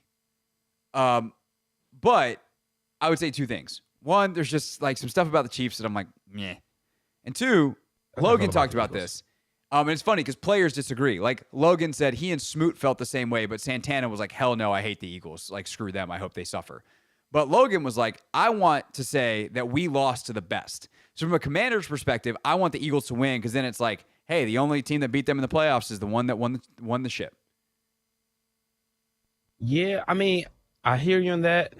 To be honest, Craig, I wish I didn't really have to pick one of the teams. I feel like Logan. I wish, look, if the Commanders could make it, just give me the Bills. Then we can all root for the Bills, and we can pick the Bills, and we can be happy about the Bills. I just don't like the Eagles. Yeah, I don't like the Eagles. I don't either. And their fan base. I don't like them either. But I just think Saquon is going to run rampant. So I want to be right. I think the Eagles are going to win the game. I'm rooting for the Chiefs, though. Yeah, I'm the opposite. I think that Patrick Mahomes is going to find a way because Patrick Mahomes always finds a freaking way. And I'm not rooting for that to happen. I hope Saquon goes nuts. So I will take being wrong about the Super Bowl for the first time in a couple of years. Although, did I pick the Niners? I think I did pick the Niners last year, at least at the start of the week. I think I then switched to the Chiefs. I don't know. Doesn't matter. Nobody cares. Nobody remembers. Someone does. That person's not me. Anthony, it's time for Real Things, Real People Said in Real Microphones. Real things. We're not going to be sucked this year. Real people. 5-11, not very good. Said into real microphones. You know, the culture is actually damn good. All righty then. Jaden Daniels really made the rounds this week. He did a lot of press in terms, like a lot of sponsored appearances, and then he won Rookie of the Year, the Pepsi thing, and so he did a bunch more. And that was something that in the preseason was not really on the table for him, as he told Kay Adams. Now, is a little bit extra setup here. Kay, of course, the host of Up and Adams, her own show, and she does like a training camp tour every year, and she came and she talked to a lot of people. I remember the day I was at camp the day that she was there, and they have their whole set, and they did a bunch of interviews, and apparently Jaden was not one of them.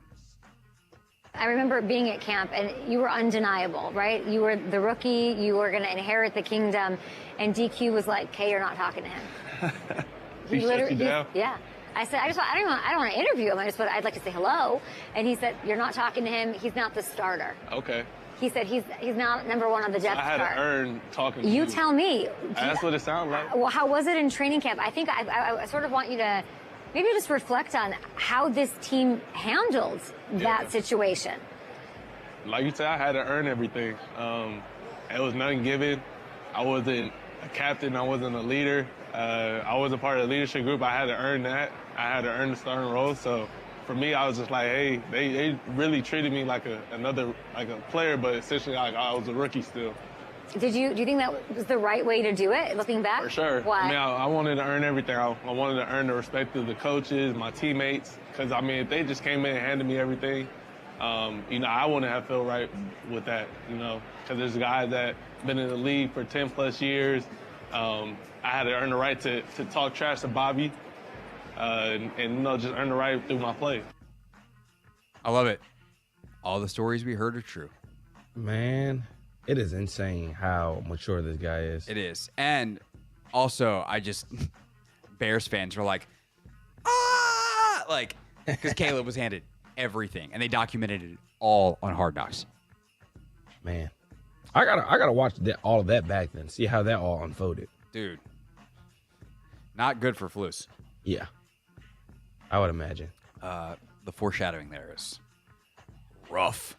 But yeah, the way Dan handled it from everything, and it was like there's a consistency that is also authentic. Like if you do the right things because you're doing it for the right reasons, it's really easy to follow through on all that stuff. There was one other NFL one. Bill Belichick and Tom Brady. Yes. Let's go. So we'll wrap up with the Jimmy Butler sound in a second. His first comments since being traded to the Warriors, how he's going to fit in. But first, on the Let's Go podcast, Bill Belichick and Jim Gray and Tom Brady reflected on when they won the Super Bowl. Not Jim Gray.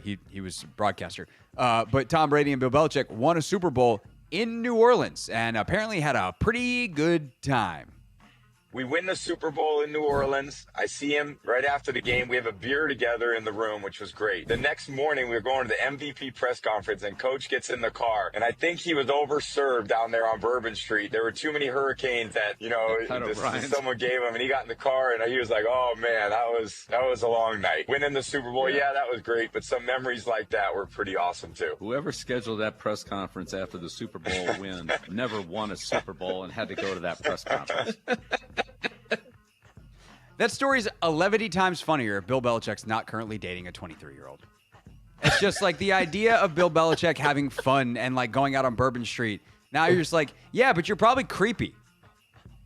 I just can't even like picture him like full coach mode, letting his guard down, hitting Bourbon Street to celebrate like that. Well, like we've gotten glimpses of Belichick being a fun guy every once in a while. Like the Randy Moss Halloween party is the most famous incident. True. And like you hear it from guys like he'll have personality every once in a while. He just does not want that stuff in the media or did not want that stuff in the media. And then now he's 70 whatever years old and he's dating like a girl who literally could be going to UNC as an undergrad. And you're just like, this is what? It's a little concerning. Yeah. Like, you're not the age of this girl's dad. You're the age of this girl's granddad. Yeah. God dang. You put it into perspective like that. Good gracious. I hope they're happy. Last but not least, off of that train. Do you think he deserved that joke by Snoop Dogg yesterday? Yeah. Okay. Yeah. It was a good stray. It was one of the few good Snoop Dogg jokes yesterday.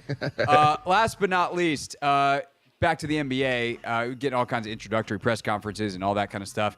Jimmy Butler introduced in Golden State or for the Warriors and was asked how. I think this is going to be an interesting thing to watch. If they're on the verge of the play-ins. They got to win basketball games, but they also got to figure out how to integrate a fairly stagnant player into a motion offense and a guy who doesn't have a lot of shooting prowess into this motion offense.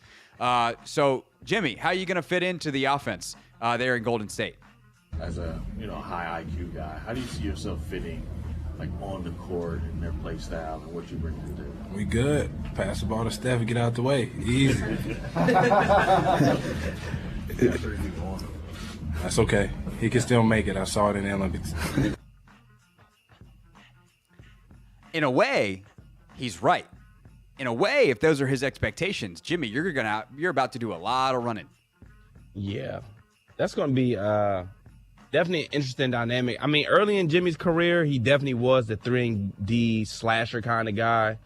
And now that he's, evolved into, one of the top 20, 15 players in the NBA, and he's a little bit more stagnant. He doesn't move and cut too much, so it's going to be interesting, but he does. You got to buy in, just though. Super high IQ. And, I also think, I am worried about the Warriors on offense. But defensively, the IQ levels of Draymond and Jimmy together, as long as they don't kill each other, that could be a lot of fun.